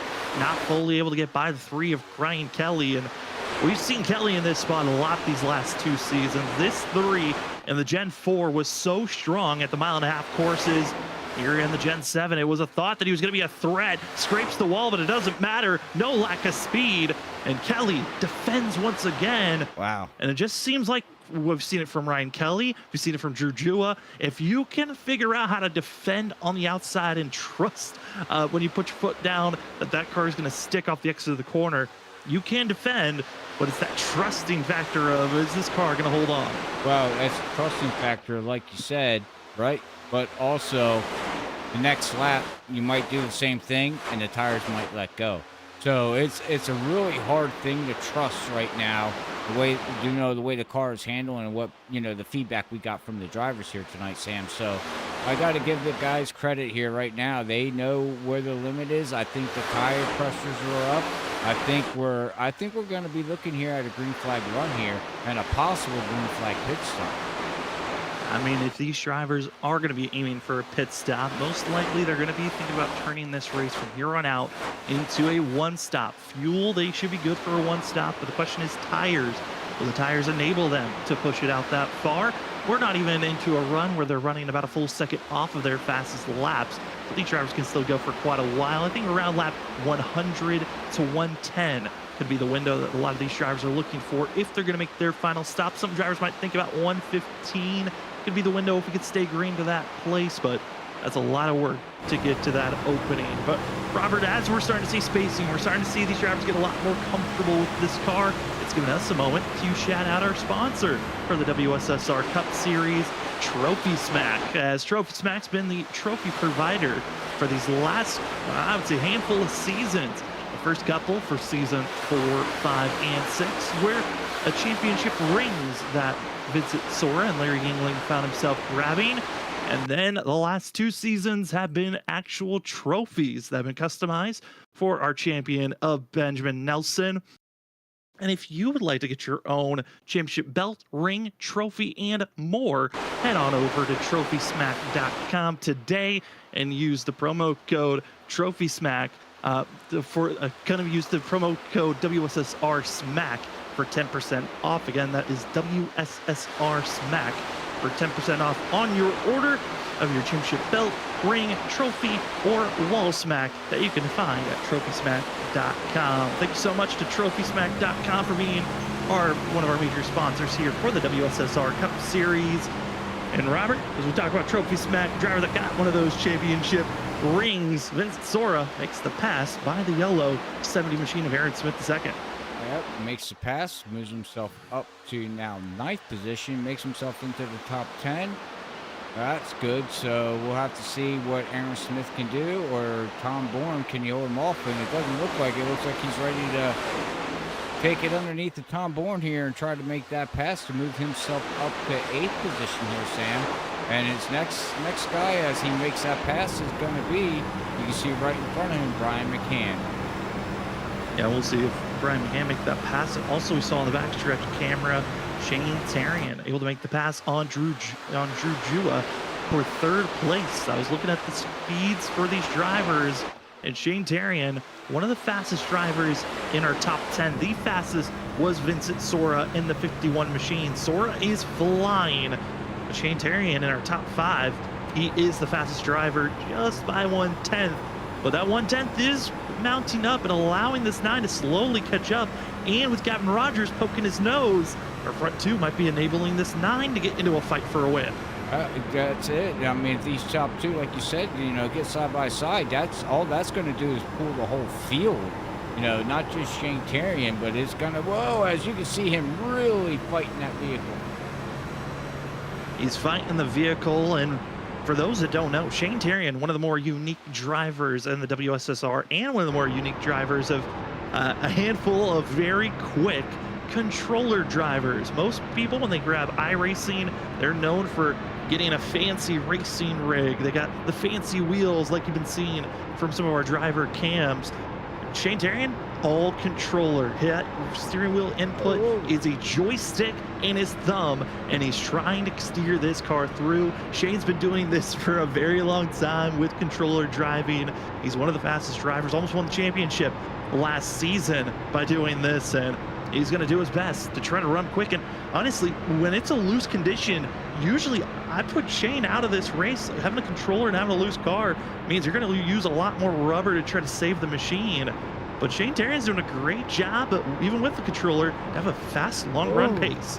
I'm just watching him exit. I mean, yeah, it's cool, but watch his wheel input, ladies and gentlemen, how he is exiting these corners. This car, we're in the run now state of all. I wonder who else is, struggling like this, Sam, as we can go back through the field here.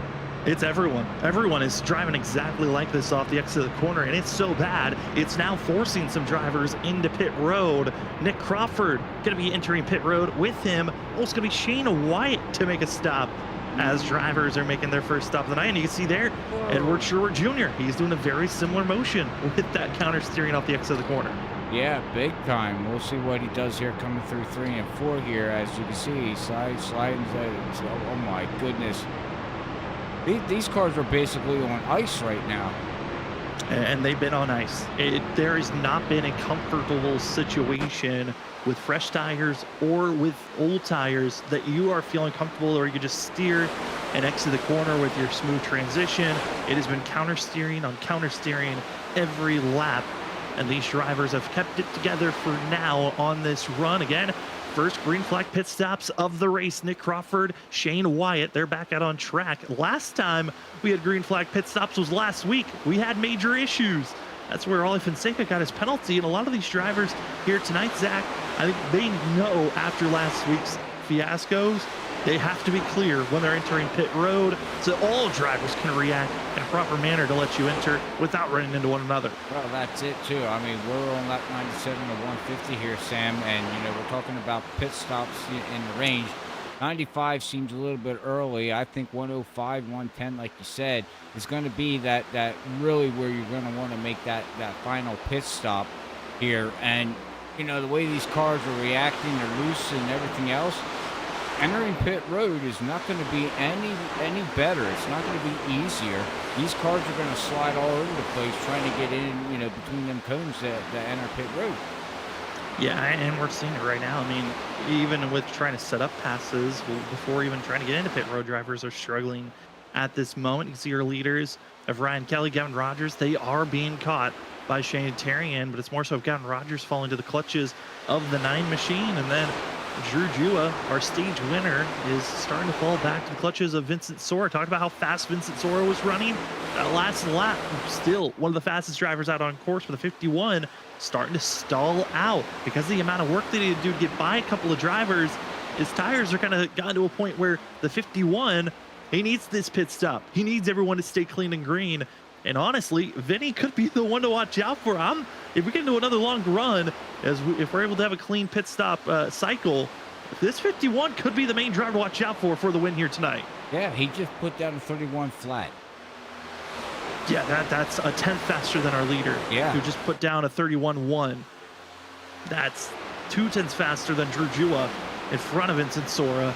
And more drivers into pit road. James Kunkel now going to make his stop, as well as Justin Hendry going to come into pit road as Vincent Sora is now there, setting up for the pass for 4th place and trying to pull along Brian McCann, Brian P. Johnson, but no one else able to compete with the speed that this 51 is carrying. And I mean, we talked about it. Robert thought maybe it would take a couple of more races, but he's there. Vincent Sora putting the pressure, a little bit of a scrape into the wall for the 77 of Drew Jua.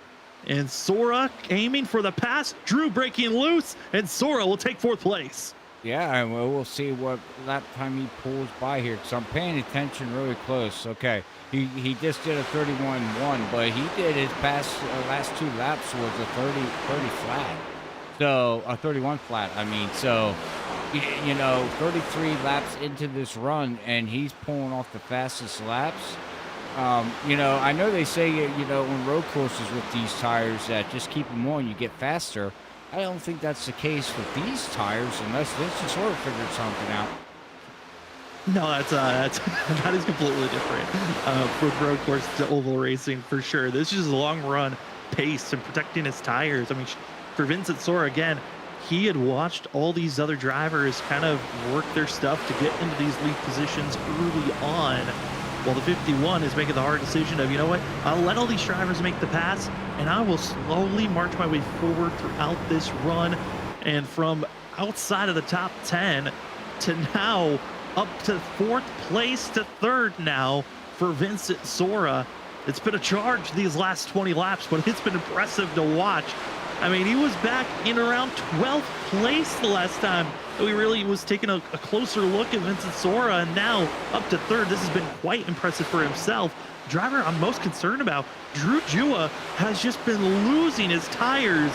It just looks like the 77, he worked the tires so much that if he's not in clean air, that machine looks out of control. Yeah, I was just ready to say, you can see Aaron Smith is also a little out of control, but yeah, unfortunately, I think that 77 just wore off his tires here, and he's waiting for maybe another 5 to 10 laps, and he's going to hit pit road and probably figure it out, and we'll see if he can rebound back as we see Zach Hall and Stevie Stempian right behind them. You know, that's another driver we didn't talk too much about. Zach Hall having a great run here tonight in the top 10, and he's all over Stempian right now. Yeah, Zach Hall doing a very similar run to Vincent Sora, but being a lot more patient and waiting a little bit longer to take some of these passes. And Zach, I mean, we heard it all throughout the offseason, Robert. I mean, with Zach Hall being one of our commentators that work here at Freaky Fast Broadcasting, he's in the booth Mondays and Thursday nights. And he was saying when it came to this season and the caliber of drivers, Zach was saying, if I get a top 15, I'll take that as a great racing day. And right now, inside of the top 10, this has got to be feeling fantastic for the 32. Oh, most definitely, as he's starting to come up here on these next 2 guys. And wow, look at this. Now, does he take it too wide? Yeah, good thing. Think better of it. With this late into a run, going 3 wide would be a very dangerous move. So instead, he'll give the huge bump to Aaron Smith. Driver will stay low. That's going to be the 4 of Justin Forbes.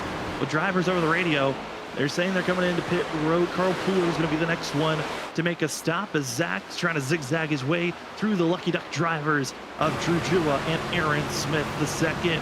And following also behind is going to be Steven Stympian, closing in closer and closer to the end of this run. Pit stops around the corner. And Robert, I'm looking at some of the other drivers that are in this running of having such good performances here tonight. Also want to give a huge shout out to Cody Reed and Cedric Hunter, who have had some wild slides for themselves. But Cody Reed, over the radio early in this race, made the announcement that he really didn't practice coming into this race. And right now, he's aiming for a top 15 run at this current time as Carl Puller's made a pit stop and Steven Stympian both have entered pit road. Well, you don't got to complain if you didn't make some laps. I mean, he's running in, like you said, the top 15. Nope. Well, he was in the top 15. See, I'm sorry, Cody, for the commentator's curse. They will throw it on Cedric. He's already got a win. Cedric is, I'm surprised how far back he's been running, but he has really been patient on this run, taking every position possible. And with the amount of drivers that are running this season, yes, Cedric has a win, but Cedric still needs to make sure that he's inside of the top 25 in points by the end of this regular season for that win to count to lock himself into the playoffs. And, you know, you have a couple of bad races, you finish outside of the top 30, you're in still some major trouble to even go for a top 25 points run. That is very true. So, you know, you got to still finish, you still got to run, you can't miss races like you said. So, you know, you got to stay in the top 25 as we're watching right now, the 27, trying to get past Cody Reed here. As Shane Wyatt trying to make that pass on Cody Reed. Also a huge shuffle of going into pit road for drivers. Gavin Rogers, Ryan Kelly, Shane Terrian, Vincent Sora, practically the whole entire top 5 all entered pit road together. Some slip-ups. It looked like for Vincent Sora, he had to back up as Brian McCann now enters pit road. It's Brian P. Johnson that will become your leader for this lap as a lap-led bonus. It's just 1 point that you get to grab as Zach Hall now tries to take the lead position to lead this lap, if possible, as he's fighting to get by former teammates last season, the Carolina Reapers, now on opposite teams as Brian McCann, for Brian P. Johnson, joining up with Tom Sinchek, Danny Cochran, and Vincent Sora for part of Team Nightmare as, trouble. That looked to be the 99 that was having some trouble for himself. Yeah, he went through the grass. I think he recovered it. See here, yeah, now he's back up on track. Now he's loose again. No! And somebody's in the wall. That's right, Ferraro into the outside wall, and this is right in the middle of pit stops and a hard collision. And that will put a stop on this green flag pit stop run. And this could take away the chances of Ryan Kelly and others. And they've got the work to go through all of this mess, but it was all 3 wide. Bad bump, and away it all goes. And man, what a collision for Ryan Ferraro. Let's see what happens, because we've seen the 99 out of control. There's the 99. Broke loose. No, it's Cody Reed. Ryan broke loose and tapped Cody Reed, and it just shipped the 34 around. And you can see their exit 4 already feeling the loose sensation was Ryan Ferraro, but you're going to see in the center of the corner, there's just a wiggle, and then it drifts down. Cody Reed drifting up, but looks like also a slight neck code, but that contact just absolutely shatters this run for the 34. Oh, man, that's a shame because he was having such a great run here, Sam, tonight, and that's not the way you want to see your night, end here. But now that 114 of 150. Here comes the drivers that did stay out. They're coming down and getting their tires, and then we're going to have some other drivers that just made a pit stop getting their tires too. So they're using their last set. There are a lot of drivers that I was circling as big concerns as that run was progressing on, and it was majority of lucky ducks. Well, it's in their name. I think they all got pretty lucky with this caution. They're all going to stay on the lead lap, all able to get 4 tires in fuel. And all 4 Lucky Duck members inside of the top 10, when it looked like there was a chance they were all going to be outside the top 10 by the time that pit cycle was over. and it just winds up perfect for themselves. But your top two going to be the veterans of the WSSR Cup Series, Zach Hall and Brian P. Johnson, your front two as they exit pit road. Now, the question is the lucky duck drivers are the guys that before the yellow came out, came down and made their pit stop, and they came back down again, Sam, and made a pit stop. Did they take tires twice? No, they hadn't pit yet. That's the thing. They were set up to almost come into pit road, but they never made their stop. They were part of the group that was lucky that got graced at the time of that yellow. Gotcha. I thought they made a pit stop before the yellow came out. Never mind. Oh, all right. Well, no, hey. all those drivers that made their pit stops, they're all going to have to take the wave around. That's starting with Tom Bourne in 15th position, all the way down to 30th, where Matt Muir is. All those drivers are going to have to take the wave around to get back onto the lead lap. Wow. That's half the field. Yeah. Half the field is still running. Wow. Okay. That's crazy. Right. Not used to that. I mean, that's where we were at. We were halfway through the pit cycle. It was just one of those things where if we had just stayed green, maybe for another 3-4 more laps, everyone would have gone through their full cycle. And I think we'd be talking about a very different race, because the drivers of Focus that we were talking about, watch out for this run. They are stuck deep in this field. Gavin Rogers back in 20th, Vincent Sora in 21st, Brian McCann in 24th, Shane Darian in 25th. And then you look for where Ryan Kelly runs. He's 14th, gets the lucky dog for the 3 machine. But with getting the lucky dog, he's got to go the end of the longest line for himself. Luckily, that should be in front of all those that are taking the wave around, but that's still going to be putting the 3 pretty far back and behind a little bit of lap traffic. Yeah, now he's going to have to figure out how he's going to make it around, all that lap traffic. Well, just to get back up to the front. It's not going to be an easy task. We've seen that here tonight. Drivers trying to, make passes, and you really got to do it, like I said, on fresh tires and within the first 10 laps. If not, you kind of get stuck where you're at. And so we'll have to see, see what Ryan Kelly can come up with here, Sam. As we have our Andrew Medlin cam on, he's part of the drivers that are taking the wave around. Currently back in 26th position is Andrew Medlin, as they're catching up to the end of the line. Up front, it's going to be Zach Hall, Brian P. Johnson, Aaron Smith, Drew Jua, Edward Shore Jr., Larry Yingling, Cedric Hunter, Cody Reed, Douglas Newbigging, and Joshua Kanata. Going to be your top 10 drivers. And we got some of our biggest movers of the night inside of our top 10 now. Cody Reed, the biggest mover, up 34 spots from where he qualified. And Douglas Newbigging, up 32 positions from where he qualified here tonight. But up front, into the restart zone, it's time for the Legacy Texas 150 to be back underway. Zach Hall with a huge launch, but it's Brian P. Johnson not able to defend that inside groove. Aaron Smith II, he's going to have just the nose, and we'll be pushing it up to 28. We'll see if he pushes up to 28. For the 28 of Brian Johnson, and we'll get a run coming out of 2, going down the back stretch with cars 2x2x2x2, trying to figure out where they want to be as Zach Hall's going to lead. And it looks like Brian Johnson's going to be able to duck it down here, Sam, and get in front of Aaron Smith, and Drew's going to wind up behind Aaron. Lucky Ducks going to be lined up 3, 4, 5. Currently, their other driver going to be split up with Larry Yingling between 5th and 7th position. But you see Douglas Newbigging, he wants to rip the top and get all the Lucky Duck drivers in line. But Drew taps the wall, forces Edward Shore Jr. down to the inside groove. Will be side by side. And it just seems like as this race progressed, Drew Jua's car has just been falling away, getting worse and worse as the race progresses. And the 77, he's got to be concerned after the early dominance. Yeah, I mean, he was out there just dominating tonight's race here as Ryan Kelly's going to put down that fastest lap. Sam, your pick. See what he can do here with 30 laps to go. But, yeah, I mean, oh, man, these guys are getting into the wall. They're basically using the wall to keep the car straight. Yeah, at this point, that's what they're doing as Cody Reed's setting up to try to make a pass to move forward on Nick Crawford. That's the battle going on for 9th and 10th position. Behind them is where the 3 that just put down the fastest lap of Ryan Kelly is.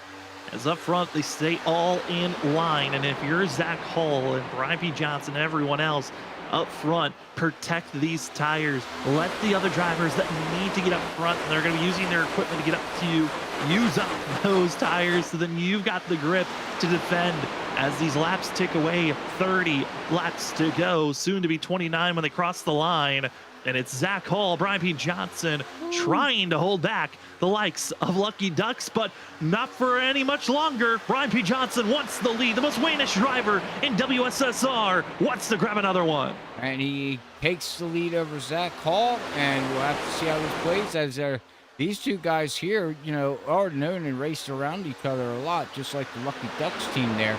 But right now, you got Lucky Ducks right behind them. What they're running in third, fourth, fifth, sixth. I mean, the whole team's right there. Yeah, all four of them were in line as Aaron Smith II's game kind of shuffled back. But it's Edward Sherwood Jr. being the lead one of those four as Shane Terrian goes back-to-back on putting down the fastest lap of the race. He's mired back in 18th position. He's the 9 machine. But as we ride on board with Douglas Newbegin, who started this race all the way back in 41st position. He's seen all the traffic. He's worked his way all through it, and probably one of the few drivers with the most experience of working through traffic in this dirty air.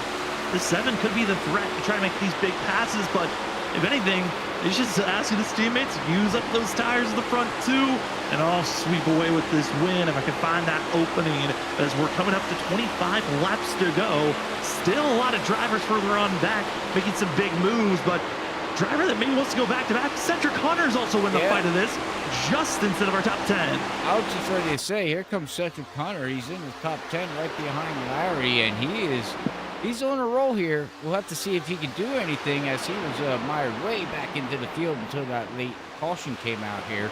But he's working his way back up through the field here for what team's he on? Snowy Storm? He's on the Snowy Desert Racing with Zach Hall, Christopher Norris, and Nick Crawford, as though that team they're all having a pretty solid day for themselves overall, except for Christopher Norris, who got caught up in that earlier wreck. But at this current moment, I was looking at it. At one moment here, Robert, as they are still willing to beat and bang off of one another. Ryan Kelly is in the mix, but other drivers also are trying to work their way through. There's just so much traffic that you're working through. At one moment, our top 15, we're all a second on top of one another, and the battle for the lead is back underway. Edward Sherwood Jr. has found the opening to try to get by Brian P. Johnson for the lead, as we've found ourselves with 24 laps to go, and it's still Johnson, but Lucky Ducks is fighting for every position.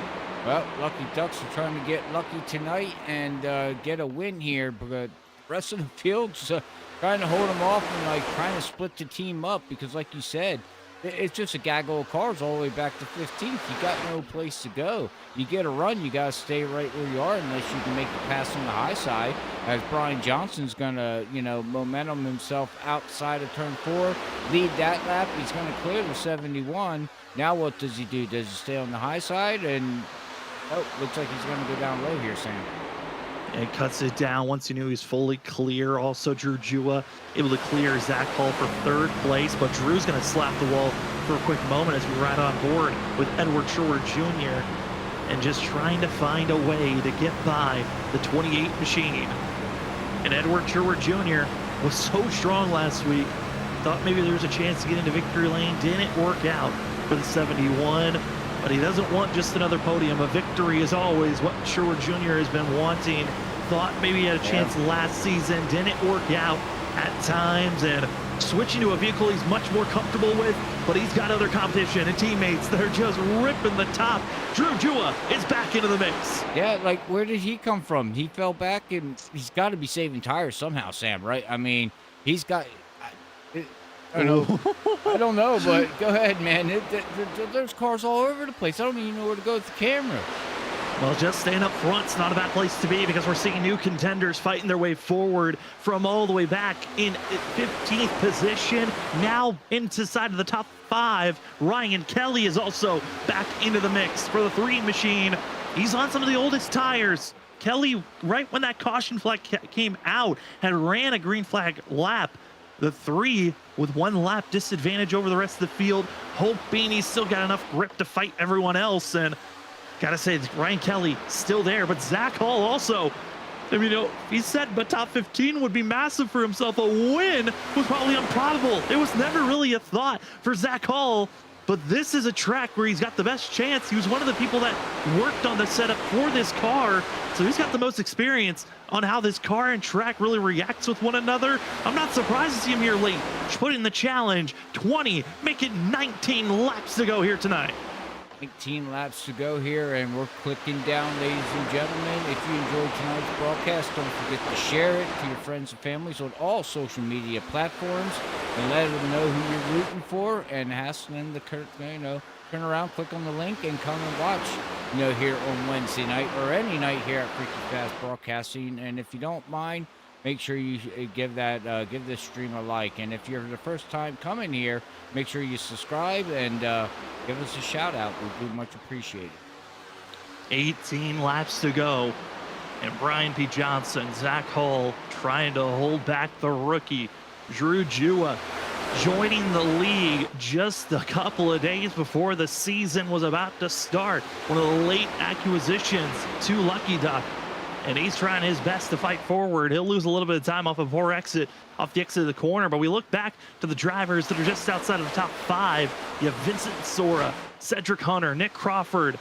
They're trying to find their mixer to go forward, and Vincent Sora needs to make this pass now, and Cedric Hunter is just running the inside, blocking, defending. It's working great for the 13, but the battle for the lead is back underway. Zach Hall almost had a chance to take that lead position. Up and down. It's like you cool the tires off, Sam, and then you heat the tires up. You cool them down, and then you go for it, and then the tires get too hot, you back off. So it reminded me that they're playing this cycle here: hot, cold, hot, cold. Are you seeing that kind of? I mean, it's more so of just finding the exit of the corner. As we see late in this race, the weather has been pretty similar to where it was back at lap 45. With the wind cranked up a lot more, it's still swirling from 10 to 16 miles per hour. But the big thing for these drivers is pushing their tires just a little bit too much. And, that little bit of yo-yo action that you're talking about, the driver that mastered it of the veterans of this series, I think back to when we were covering the NAISCC Cup Series back in the day, when it was Brian P. Johnson who was just hunting and looking like the favorite to win that championship. That was back in the Gen 6 cars, when it was all about tires, protecting your tires. The master of it was the 28 of Brian P. Johnson, and I'm not surprised that he's doing a very similar thing here tonight, as Vincent Sora, after getting by Cedric Hunter, now gets by Douglas Newbegin. That 51 is going to try to make a late charge, but with 15 laps to go, I don't know if there's enough time, 14 laps to go, force Vincent Sora to catch up to our leaders, but he's got to do some heroic passes here each and every lap. Well, it looks like he's trying to do heroic passes, because he just dove it right down there in the 1 and 2 on Larry, and Larry blocked it off a little bit. Now he's going to try it again here in 3 and 4, and I do believe Larry says, okay, you can have that position. So that's one more position here with 14 laps to go, Sam. But every position's just going to get harder and harder to make these passes. It's not going to be a simple, okay, good graces, make that pass, make that move, and maybe I'll take it back later on in this race. There is no more later on. It's 13 laps to go here tonight. Big wiggle for Gavin Rogers. Our pole setter really has just fallen off on the long run. He just doesn't have that speed to stay consistent with everyone else up front. But I cannot wait to see how he's going to grow as a driver as the season progresses. But it's Vincent Sora, the two-time champ, the kid. He's trying to make the fight and a charge to catch up to our top 2 at every lap. Been watching, Sora's been about a tenth to 2/10 faster than our leaders, expecting to be 2/10 this go around, because it's another battle for the lead. Zach Hall trying to make a diving move for the lead position as he sends it down into turn number 3. Hall trying to be fully clear. He looks to be trying to slide up into Johnson. Johnson's going for the crossover move, not there. 11 laps to go for Zach Hall, and Robert could Hall get that win that he's been craving to get, because the last couple we haven't been able to broadcast the end of the night. You had to bring it up.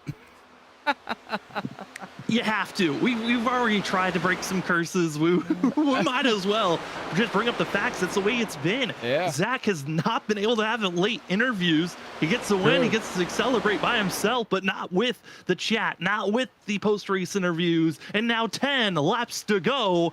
Is it Zach Hall's time, or will it be Vincent Sora? Yeah. Because Vincent's made the pass for third. I'm telling you, Vincent with, 10 laps to go? Vincent Sora's going to be there. 10 laps, it's just 6/10 back. That's about 8 car lengths difference between Zach Hall and Vincent Sora. Each lap, Vinny has been cutting away about a car length to 2 car lengths each and every lap on our leaders. That 51 is going to catch up to our leaders. And once again, 2/10 faster than Zach Hall, our leader, was Vincent Sora. A 10th faster than Brian P. Johnson. That 51 is charging. But the big thing also of note, there's been a lot of hard, aggressive racing back in the 15th to 20th position. Those drivers have been so clustered up. We could see a late caution that also could steer this race away. And another caution that could take a chance for Vincent Sora also looms.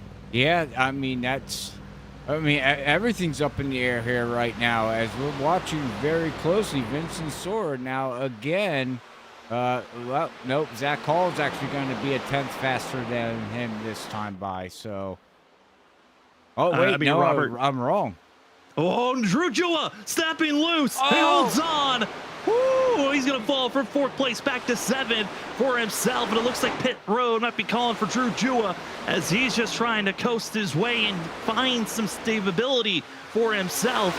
But looking up front for Zach Hall, Vincent Sora, I look back to that season 6 finish. It's in our package of the montage. The contact between Vinny and Zach Hall. It happened at Texas. It happened back. It was the last time they raced the Gen 7 car, and it was very similar to this situation. Zach was leading. Vinny was running down the 32. Are we going to have a little bit of deja vu here at Texas? Legacy Texas 150. It is building up to be one of the best finishes of the night here, Robert, with 6 laps to go. Well, and you remember that interview when we talked to Zach about that, and he said, well, I should have just blocked him a little bit. I think Zach learned his lesson. And if Vincent Sora gets there, I think he's going to put the chrome horn to him and block him all the way up the track into the wall instead of giving him room to do what happened, last time. And how much blocking is Brian Johnson willing to do? Because you got the teammates of Brian P. Johnson, Vincent Sora in line. Zach Hall, based off alliances going into this season, he's on his own, and he's got 2 hungry sharks that have been just waiting to pounce. At this time, 5 laps to go. Brian P. Johnson gets a little bit too high. It's now going to give an opening for Vincent Sora to go down low. And Hall, he's going to have to defend for 4 laps, maybe 3, as drivers further on back having issues with Shane Terrian and Brian McCann. But Vinny is being held up. Johnson's not letting him go. And this is exactly what Zach Hall needs with 4 laps to go. 4 laps to go. It looks like Vinny's going to clear him, and he does. Well, 4 laps to go. Zach Hall, pedal to the metal or make that rear end as big as you can because you got Vincent Sora coming up on your rear end. Vincent Sora, I talked about it earlier in the race. His winning percentage is outrageous. Of all 3 seasons that Vincent Sora has ran in the past, his winning percentage is 45%. And he's the second most winless driver. The most winless driver is his 28, not wanting Vincent Sora to catch back up. And holding back is Brian P. Johnson. He's helping Zach. The gap's over a half a second. And now, fully clear, Sora's got a half a second to run down the 32, and caution is out. Aaron Smith, the second spins. We're going to overtime. Oh, ladies and gentlemen, give the thumbs up in chat. Oh my goodness, Sam. And it's a spin for the 70. Off the exit of the corner. And it is teammates wrecking each other again. Oh. Drew Jua, Aaron Smith the second, right on top of one another, and off the exit of the corner, Gavin Rogers trying to pinch down the 70 machine, who tries to ramp it up, and that camera view ain't gonna give us nothing to see except for the aftermath spin. But That was just one of those incidences where these drivers are matching every little bit. This is racing for 8th place, and both Aaron Smith and Drew Jua have been just seeing their cars fall apart on the grip level, and whoa, what was that? it just falls apart. We can hop on board and see what the steering wheel looks like, but that 70 machine just out of shape. Yeah, well, watch really closely, Sam. It looked like a weird neck code. Like no one was near him. No, I mean, he looked like he just snapped loose off the exit of the corner, tried to save it over correct, and then snapped over the other way and did a pirouette that brought out a yellow. All right, we'll go cockpit because that looked really weird. Let's see here. There he's loose. Yeah. Okay. All right. It just wasn't there. Yeah. To hold on, and that is going to set us up for a chance. And with that yellow, Lucky Ducks talked about how most of them were up front. Well, they're going to have the oddball decision. Deciding not to go into pit road is Drew Jua nor Edward Sherwood Jr. They will stay in first and second. Following in their tire tracks is Nick Crawford and Tom Bourne. 4 drivers don't pit, and a few just taking 2 tires under their pit stop. Gavin Rogers takes 2 tires. Douglas Newbigging takes 2 tires. Vincent Sora will fall all the way down to 7th place, being the first driver to take 4 tires. Anthony Gaudio moves up to 8th. Brian McCann moves up to 9th, taking 2 tires. And Brian P. Johnson falls to 10th position. Zach Hall, he falls all the way down to 25th place. Oh, Trouble for Hall. Goodness, did he have an error on pit road, Sam? Could it be caught speeding? And it looks to be that. Caught speeding was Zach Hall off the exit of pit road, and he had to give up all those positions to go to the end of the line. And wow. Shocking to see that situation happen. And I'm kind of so an awkward situation for Zach Hall, because the same situation happened earlier in the race. Ryan Kelly was caught speeding, but never went to the end of the line. He said, hey, weird thing happened. I have a black flag exiting pit road. That means that you were caught speeding off the exit of pit road, and you have to go to the end of the line. Right. Zach Hall is going to the end of the line. Ryan Kelly didn't do that earlier. I'm curious if Zach realizes that he could vouch to do a similar thing that Ryan Kelly had and try to fight to stay up front. But it looks like he's just going to follow what iRacing did. This is going to be an admin discussion, I think, after the race. But something that could have hurt Ryan Kelly early in the race, decides to fight to stay in his position. Zach Hall doesn't fight for that, and he'll have to start all the way back in 26th position at the end of the race. Oh, my goodness gracious. Well, gotta leave it to the stewards, and let them figure it out, Sam. But that's just that sucks. I mean, he had the race in his hands most likely, and now we're gonna have our first attempt at green white checkered with guys on old tires and 2 tires, and God, this is gonna get crazy. It is gonna get wild.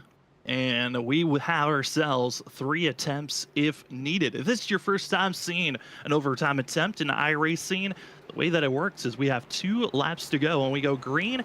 If we complete a full lap and we take the white flag, this race will become official, and it's all about who crosses the line for the checkered flag, and that will end the race. If we get a yellow flag, though, on the first lap, that will send us into overtime attempt number 2. And similar rules for overtime attempt number 2 if needed. But this could be the final restart of the night. Drew Jua, Edward Sherwood Jr., 38 lap old tires versus some freshies. Here we go. Lucky Ducks trying to defend up front. It's going to be also old tires for Tom Bourne in the 06 and for Nick Crawford in the 74. First drivers with fresh rubber is going to be the 7 machine of Douglas Newbigging, but it's just for 2 tires trying to work that outside groove. They're going to be 3 wide trying to build a wall as Drew Jua pulls away. Contact, spill. Edward Sherwood Jr. rocks in front of the field. They don't bring out the yellow yellow. No, yellow flag is out. They're still wrecking. Cedric. Oh, and it just is a madhouse in overtime attempt number 1. I have no clue who all was involved. It just kept falling apart as more drivers just continue to wreck, and it looks to be the 71 was the first driver to get spun around, that being Edward Sherwood Jr. in 27th position. He'll lock it down in front of the field, makes contact. There's hard contact for Larry. He'll go back in the field. That's the second collision. Brian P. Johnson also got shunted up in front of the field, and it just was about 3-4 separate major collisions there on this first attempt at overtime, but it'll all situated around the 71 of Edward Sherwood Jr. But we'll take a blimp view of what happened to Brian P. Johnson, because this was the late contact that took out a lot of drivers that were inside of our top 10. As on the exit of the corner, Gavin Rogers trying to get to that outside quarter panel, clips, makes contact with Edward Sherwood, who then gets into Brian P. Johnson, takes out McCann, but with too much momentum comes climbing into Cedric Hunter, and that is hard contact for the likes of the 74 and the 13. Oh boy. And with that contact, Edward Sherwood Jr., Brian McCann, Shane Tarian, Matthew Rodriguez, Cody Reed, Nick Crawford, Larry Yingling, required damage. A few of those drivers had been dealing with required damage, but late contact, and that's just our first of possibly 3 overtime attempts here tonight, as we are officially now into overtime attempt number 2. That attempt number 2, but even Stempion's out there saying that we're supposed to ride along with him in his cockpit, Sam. Oh, he wants us to take a look at this one. We'll see if If I can find it. Hey, we talked about not texting and driving.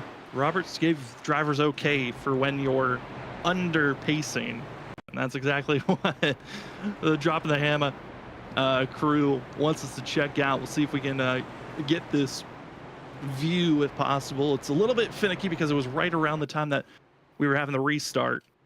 Yeah, I'm trying to go way back, but I don't think we're going to be able to I get think it. Oh, I think we here might have. go. Whoa, there it was. There it was. All right. Okay, cockpit view. So we are currently, ladies and gentlemen, still under pacing. Drivers have one more lap before they're given the 1 to go marker.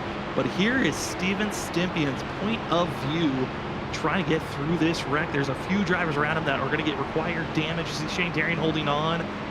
The 88 sees smoke, but it's overtime. You don't let off. Whoa. You just send it Whoa. through, and everyone Whoa, avoids. wait, but don't worry, it's not done just yet. As he sees more drivers in front getting contact, they settle it down, and Stempion fights for another chance. Wow. All right, well, we go back live here, Sam, and like you said, we're going to get ready to go back green here. Nope, we're still pacing yet, so pacing one more lap. Yeah, we should have one more before giving the 1 to go. And the drivers up front, you're going to have Drew Jua on 41 lap old tires. Then we also in second place are going to find Douglas Newbigging. He took 2 tires. Gavin Rogers took 2 tires.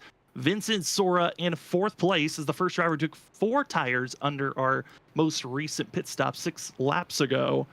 But here's our racing report for tonight's race as we are in overtime attempt number 2. We've just had our 10th caution of the night. We've had 19 lead changes, but man, we knew there was a chance that there were going to be some late yellows, and there have been a few. And I don't think we're done yet. I think we might need overtime attempt number 3. Oh, do you really? You think so? I think so. Well, I'm trying to figure out why Drew out of tires? No, he was one of those drivers that gambled to just take track position. He was part of the drivers that wrecked to put us into overtime. Right. And he was back in 9th place position. And he was part of the 4 drivers that stayed out on old tires to get track position to be up front. And if we get 2 quick cautions, he could be the winner here tonight as we are in overtime attempt number 2. Well, it's similar to overtime attempt number 1. If we take the white flag, this race is official and it's all about who can cross the line and take the win. But if we get a caution under our first lap here on this restart, we go into overtime attempt number 3. Overtime attempt number 3 has some different rules. We'll see if this is the final attempt of the evening. It's the teammates of Lucky Duck Racing, Drew Jua, Douglas Newbigging. Overtime attempt number 2 is underway. Misshift down below. It's now Vincent Sora. Drew Jua on the outside. Old tires versus new. Is it going to be the returning kid, or will it be the rookie? Vincent Sora on the inside. The 51 doesn't want to be denied. Contact off the exit turn 2. We hit the back stretch. We stay green, and Vincent Sora is gone. Vincent Sora's gone, but Ryan Johnson, Galvin Rogers, they're flying now here, Sam. Vincent Sora's still not done yet here. Here's got Galvin Rogers going to look on the outside of Doug Newbigging here as he's going to try to pass. That's the white flag. It's official. This is it. We only needed 2 overtime attempts. It's your freaky fast white flag in the air for Vincent Sora. He's got the rookie Gavin Rogers bouncing off the wall. He'll fall outside of the top 3. It's Sora, Douglas Newbigging, Brian P. Johnson. But for Vincent Sora, he left for a few seasons, but he's back to where he belongs. The 51 back into victory lane. Sora punches his ticket into the playoffs. Wow. Good run from him. He started way back in the field here and just, slowly and smartly worked his way up through the field. And even on the long run, 30 some laps into the run, Sam, he still had, the precious tires that he saved and showed it by speed. Yeah, I mean, pure speed, pure positioning. Yep. And the racing gods put the 51 in the perfect place to get it done at the end of the night. What a run for this field. 10 cautions, needed 2 overtime attempts, but it's Vincent Sora getting the win right where he belongs, and the driver that we knew was going to get into victory lane at some point, I think shocking us, getting it just in race 2 of his return. Congratulations to Vincent Sora. But for us up at the booth, we're going to step away. When we come back, we'll talk to our top 3, get their thoughts on tonight's race. We'll be back after this.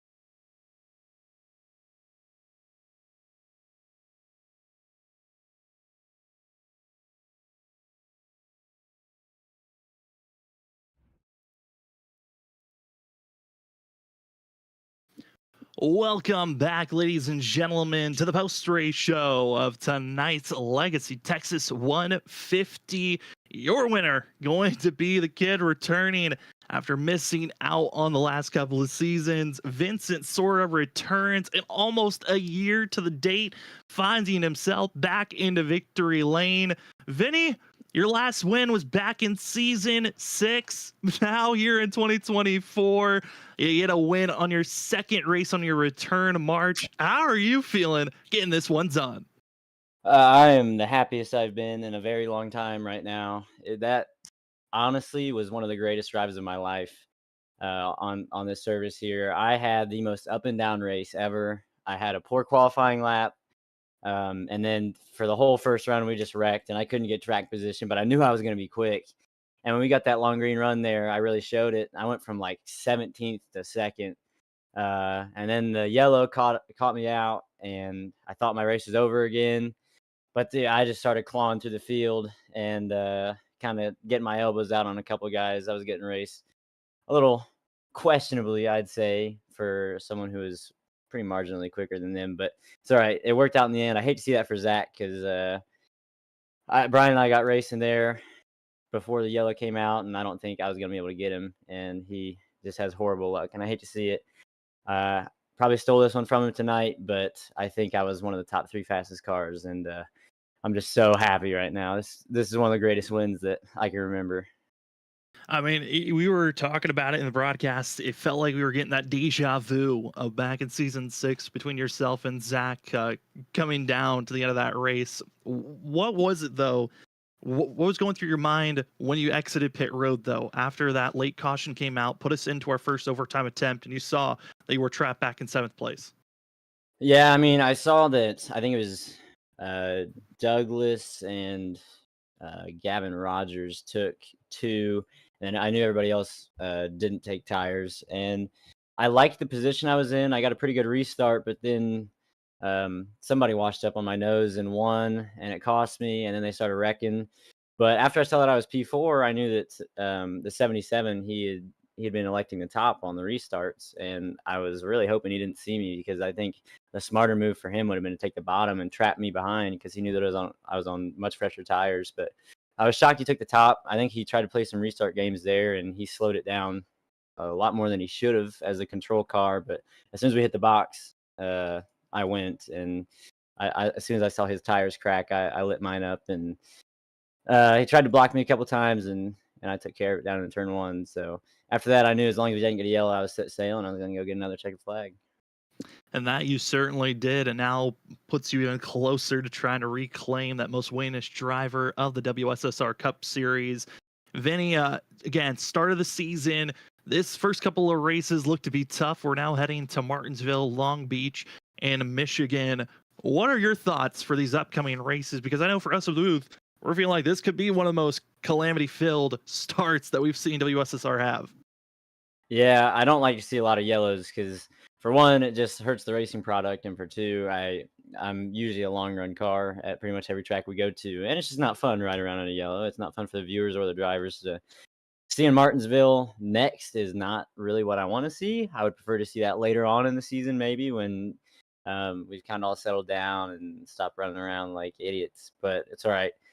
I have some good speed at Martinsville, and then I think you said it was Long Beach, and we haven't gone there, but it's a really fun track, and it's a road course where I feel like I also have good speed. So I think the next few weeks we all just need to settle down and get in a rhythm and start racing each other like we have been in previous seasons. But should be some fun races to come. Well, Vinny, take a deep breath, enjoy this win, and now the floor is yours for any shout-outs. Yeah, everybody in the league. It was a pretty fun race when we weren't wrecking. Big shout out to Zach. I really hate to see this. Especially to him. He just has, like I said, the worst luck, but he's going to get a lot of wins this season. He's got tremendous speed everywhere we go. Shout out to my teammates, Brian, Tom, and Danny. Tom and Danny had some pretty rough misfortune at the beginning of the race. Tom rallied back for a P14, which is awesome. I think he had like 9 seconds of damage at one point. So shout out to those guys. Shout out to you guys for broadcasting, everybody at home watching, and all of our sponsors. Well, that will be your winner here tonight at Legacy Texas 150 of Vincent Sora. Congratulations, Vinny. Enjoy this one, and good luck next week at Martinsville. Thank you, guys. Have a good one. You too. As we move down to second place, A driver we've talked to a lot, it feels like. Every Yeah. race for the past couple, but it hasn't been a win. Douglas, second place, still a podium, but man, it looked like there were a lot of chances for yourself, but you are officially the biggest mover of the night, up 39 positions from where you kinda figured that. qualified. I mean, take us through your night. I mean, it looked like qualifying didn't go as well as you wished, and you still come away with a great finish. Yeah, wrecked in qualify my first lap and had a bad second lap, and then yeah, got taken out early on in the race. I think like the first caution, like the big one with the track blocker, I actually got a minute and a half of damage out of that. Got all my damage fixed before the end of stage one. Stayed out when the caution before when a lot of people pitted, and I got 13th at the end of stage one, pitted, and I started back I think 21st, I want to say, for the rest of the race, and then I just kind of kept slowly but surely just grinding my way back up to the top. Made a call to stay out long, like our whole team kind of did. We wanted to stay out until like lap 115, just to play it safe because we knew a lot of people can't hold on to these things, especially long run wise. So we figured that'd be the best bet, and sure enough, we got the right bet. And then yeah, it kind of was fighting loose. Definitely slow in the straightaways, especially at that last run when Gavin got that huge, insane out of nowhere run on me at the end there. He killed the wall though, so that kind of sucked for him a little bit, but you know, happens. Yeah, I mean, at least I got out of it. I escaped all the carnage somehow. I guess I got my carnage done early in the race because my teammates, man, they did not have the same luck I had. They were all up front too. You know what I mean? They were. I definitely feel like Aaron, Drew. Obviously, they should have been where I'm sitting right now. You know what I mean? P2. One of them should have been, and then Ed definitely should have got top 5, top 10ish at the end there. He was looking pretty good at the end of the race, but it just sucks what happened on my buddies. So. Yeah, second place, not bad. Had a pretty bad restart there. Mistimed it, and then I didn't realize Sor was pushing him a little bit, so I was off just mile per hour there. Just I don't know, but yeah, second Yeah. place, 2 second places. I mean, it's nice. Yeah, I mean, 2 second places is not the worst way to start out a season. I know the how is it though in that Lucky Ducks camp? Because everyone's so fast. You guys were all up front as a pack up front for majority of that late race. What is it like having such a competitive group that everyone has a chance to win or be inside of the top 10 every week and trying to stay competitive, but also respect one another while on course? Oh yeah, definitely. I mean, we all definitely have our strong suits. I feel like we all kind of play into each other a little bit too. Kind of like just how we all help each other a lot. Like we were talking about lines, kind of to see what everyone else was doing, just communicating that, trying to get it figured out. Yeah, I like competitive. Like I said, we all try to help each other out too. I know me and Ed were kind of going back and forth where I was pushing him, he was pushing me for a little bit. I don't know about Drew and Aaron. They were up, you know, they're on their own little world up front, in top 5 land for most of the race, so they're probably helping each other out too. But yeah, I mean, it's a pretty nice. You know, we all know we have race winning speed, and I think we all kind of respect that. So we just try to figure out what's the best plan going forward. I mean, I know next week, you know, next week's road course, right? So Aaron, when's that? Right. All right. Well, not Oh, it's yet. 2 We, weeks. we we first got to figure out Martinsville, and then Oh, we got Long God. Beach. So first we got to get through next week. All right. Yeah. All right. Well, put your alarm clock at 12 midnight probably for the end of that race. Dear God, dude. Oh, Yeah, that's not gonna be it's gonna be a fun. tough one. That's for It's sure. well, it's weird because sometimes it's like we'll have a race like this where it's caution after caution. The next race it goes green and checkered. So yeah, I mean, never know. It's very Never hard to know. predict. It's Well, very extremely. Douglas still, again, like you said, a great two second place finishes to start the season off. Not a bad place to be for Yeah. yourself. But before we let you go, floor is now yours for any more shout outs. Yeah, man. Meals on Wheels, obviously a great charity. Donate to them if you can. Simrat Market, beautiful design template for this game. I think we're all running them on our team. Well, obviously not Aaron because his is just a nice, nice yellow car. Yeah, but this beautiful design, love it. RS button boxes, Lucky Duck Motorsports, obviously. Um, we got Tiltify on the car too. They're pretty cool. Let me get everybody in here. Hang on. PerfectSmack.com. Freaky Fast Productions, you guys are awesome every week. I was watching the broadcast, checking on the wrecks going on throughout the race. You guys, as always, fantastic job. All my teammates didn't get the finish they deserved, but they ran good. I mean, Drew got two for two for stages, so That's pretty good. And also, I want to say too that I just thought about this, but this is the second time I think, like 2 seasons in a row, where we've been at Texas. I wreck out early, have like a minute and a half or two of damage, and I come back to finish second. Just different winners this time. Just thought about that, but Well, different winners, but hey, it might be a tradition that you might have to start out and just I do to guess make I'd sure it's rather good. not wreck first, but if that's what it takes that, I guess. Absolutely. Well, congratulations on second place, Douglas. Enjoy this one, and good luck with next week. I know that's all you Yeah, can say. yeah. Maybe I got my wreck out this week, and I'll just do it. I'll be nice and clean next week or something. Who knows? We hope for it. Well, that's going to be your second place finisher of Douglas Newbigging. Good luck, Douglas, next week, and hopefully we'll be talking to you then. Yeah, hope we'll be back up here in a week. I'll see you guys around. As we move from second place, we go down to third to talk to a driver that at one moment thought he had a chance to win this race. We've got Brian P. Johnson with us. Brian, you had a chance. You were fighting Vinny, you were fighting Zach late, but then overtime comes around. How are you feeling coming away with just a third place after all that chaos? Well, I'm happy I just would have finished where I think I would have anyway after all that craziness. Um yeah, I when I first started running some laps in this car at this track, I was struggling big time. It was not good. But luckily my teammates Tom, Vinny and Danny, they helped me out some, but Zach helped me out the most. Zach helped me a lot. So I definitely got to give him a shout out. And luckily, at the end of the race, it was us two and Vinny. So that was pretty cool. I was glad to see Zach run so well. Um, it's unfortunate that that college that came out and then he got caught speeding on pit road. Um, but I definitely have to give him a shout out because I would not have finished third without him, and I wouldn't have finished third and looking so good without him either. I gotta give him credit for this paint scheme as well. For season 9, it looks really nice. I like it. But yeah, car was difficult to drive at some times. It tightened up as the race went on.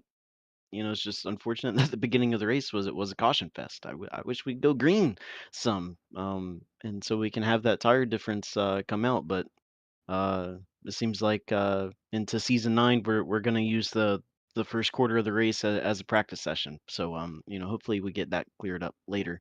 But overall, I think it's a good race. I'm extremely happy to come away with a third place, a top 5. I'll take it anytime, especially after last week. Yeah, last week certainly was a tough one. Brian, we're heading to two more tough tracks, though. The tough courses are not over. We have Martinsville, Long Beach. Oh, how are you mentally preparing for these upcoming two races? Well, Martinsville is probably going to be pretty simple. I've come close to winning a race or won a race by just not pitting. Um, so that may be the strategy depending on how the race is playing out. We may just stay out the whole time because tires aren't going to be worn out, and we'll just make sure not to get spun out, and we'll win the race. It'll be that easy. Um, so, but with these cars at any track, you never know who's going to be good, and you never know how the car is going to react. And I, personally struggle a lot trying to deal with the tires on these cars. I don't understand this tire model at all. I don't understand the tire wear on this car.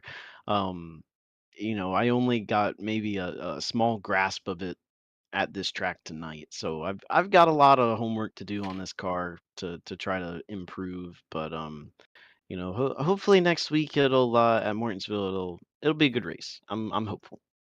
We're hoping as well. Well, Brian, before we let you go, the floor is now yours for any more shout outs.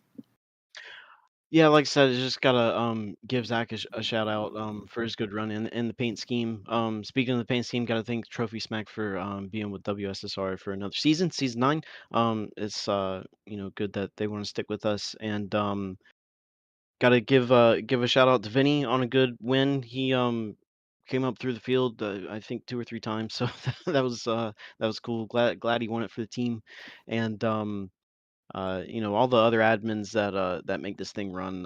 Also gonna give an apology for Cedric and Nick for me coming back up on the track and kind of clobbering them. So hopefully we can get over that pretty soon. But give them a shout out, and then all the league drivers. Last week we had some go homers for the first time, and while it is unfortunate for them, it speaks volumes about how many people just want to race with us at WSSR. And again, this week had a full field, so hopefully we can keep that up because it's not often that you see the numbers that we're pulling. So definitely got to give every driver a shout out too. Yeah, I didn't get to see the Go homers this week. I think next week we might be seeing a little bit more of that. Excited for it. Brian, cannot wait. But congratulations on a top 3 finish. Enjoy it. And good luck next week at trying to survive Martinsville. Thank you, sir. As we move from 3rd place, we're going to go falling down to 11th position. We're going to talk to a driver that had a very up and down race for himself, but comes away with a salvageable position, 11th place for the 11 machine of John Forbes. John, your race did not start in the best fashion. Yourself and your brother got a little bit too close with one another. But how was it trying to work through this race and finish in 11th place at the end of the night? I'll tell you what, I'm exhausted sitting here in my rig, just taking in like the last 10 minutes through all their other interviews, just kind of replaying everything. And yeah, I will absolutely take 11th place after that. That first hit gave me 6 minutes of damage, and I got in with Ben Kinney. He got into me into 2, I think, like 20 laps later. That gave me another minute, so I fixed that over like the next 100 laps, and then the car surprisingly drove okay. I could just tell it was a lot more draggy on the straights than everyone else, but I was just kind of biding my time. I unfortunately missed that caution during the pit cycle. I was on pit row when the caution came out, so I missed that, and I was like, all right, we're finishing 25th. It's not too bad. And then we got that other caution coming out, so I figured my only shot there was me putting 2 tires on it, and I even made the wrong call with that. I thought putting left sides on it were going to be better because that had been what was wearing more. I don't know if that's how it was for everyone else or if that was just with my camber and stuff all knocked out, but put left sides on it and it was not steering at all. So right sides definitely would have been the play there, but just to getting out of there 11th place, so we'll take it. It's a tiring night, but to get out of that with the solid result is crazy. I mean, it certainly was a wild night, especially with the way that it started. But John, this season, a schedule that's very interesting. I know this car is very different for you. We're now heading to Martinsville, Long Beach, Michigan. What's the confidence level for these upcoming races as we're still in the first half of this season? Yeah, a lot of these tracks, I mean, I'm kind of going in blind. I mean, this car is just like you said, so much different. So I'm trying to get as much practice as I can. Now with it being summer, done with college for a little bit, I can sit down and grind some laps out for these upcoming races. But yeah, I'm really looking forward to Long Beach. I really hope we don't see a caution there, but odds are we might. If as rare as it is on a road course, that one's gonna be pretty tight quarters all night. But I'm really looking forward to that race. I mean, I feel like this car will drive pretty similar to some of the more similar to some of the stuff I've driven at the Long Beach track. Funny enough, saying that as a stock car, but yeah, just looking forward to races coming up. Michigan's always going to be fun. That one's going to be wide, draggy race cars, so we'll see how that one goes. But yeah, just kind of going week in, week out, looking at the schedule and trying to do my best on preparation for the races. It seems like a solid way to go. John, again, congratulations on salvaging an 11th place finish at the end of the night. Before we let you go, though, the floor is now yours for any shoutouts. Yeah, I just want to thank JD Performance Mods and eFlex Fuel for being on board. Gotta give a little love to my brother for that ARCA break early in the race. So, but we'll come on to the next races, and thank you guys for broadcasting. Well, thank you for giving us a great show to cover. That will be the 11 machine of John Forbes coming away 11th. Congratulations on the run and good luck trying to survive at Martinsville. Thank you guys. Have a good night. You too. As we move away from our interviews, we get ourselves prepared. Take a look at our unofficial results as tonight's race here at Legacy Texas for the Legacy Texas 150 had to use 2 overtime attempts to figure out who was going to take the victory, and it goes to the 51 of Vincent Sora, who's going to be now just 1 win behind Brian P. Johnson in the all-times wins list. But I think the one thing Vinny is going to enjoy the most, the fact that this win locks him into the playoffs if he stays inside of the top 25 in points. A massive relief over your shoulders, especially with the upcoming racetracks on the schedule. But second place is going to be Douglas Newbigging, Brian P. Johnson third, Gavin Rogers falls to fourth, Ryan Kelly able to salvage a fifth place position. But this is when it just gets outrageous because there were a lot of wrecks late that gave opportunities for drivers to get a top 5 run. We find Anthony Gaudio with a 6th place finish, Joshua Kanata 7th. 8th is where Steven Stimpian was. We saw the ride along of him getting through that late wreck on overtime attempt number 1. Andrew Medlin takes a 9th place position, and Matt Meir finishing at our top 10. Then you see a couple of other drivers, great runs for themselves. Tyler Dangler, great qualifying, great finish for the 19. But Zach Hall, 13th place, that's where he falls. And honestly, with the speeding penalty, and him dropping all the way down to 27th position and coming away 13th, I think he'll take that with all the calamity that went down. A few other drivers, Bronson Stafford was kind of a magnet to a lot of wrecks, but Drew Jua falling down to 21st place. Shocker, his teammate of Aaron Smith falls to 23rd after their late collision off the exit of turn 4. And Edward Sherwood Jr., 26th place. Lucky Ducks thought they had the luck in hand, but those final 15 laps, it all went up in smoke very quickly. But going to be only 24 drivers on the lead lap for tonight's race. 43 took the green, and it was a wild night overall. Robert, I don't know if there really is a way to just have a one-word phrase about this race.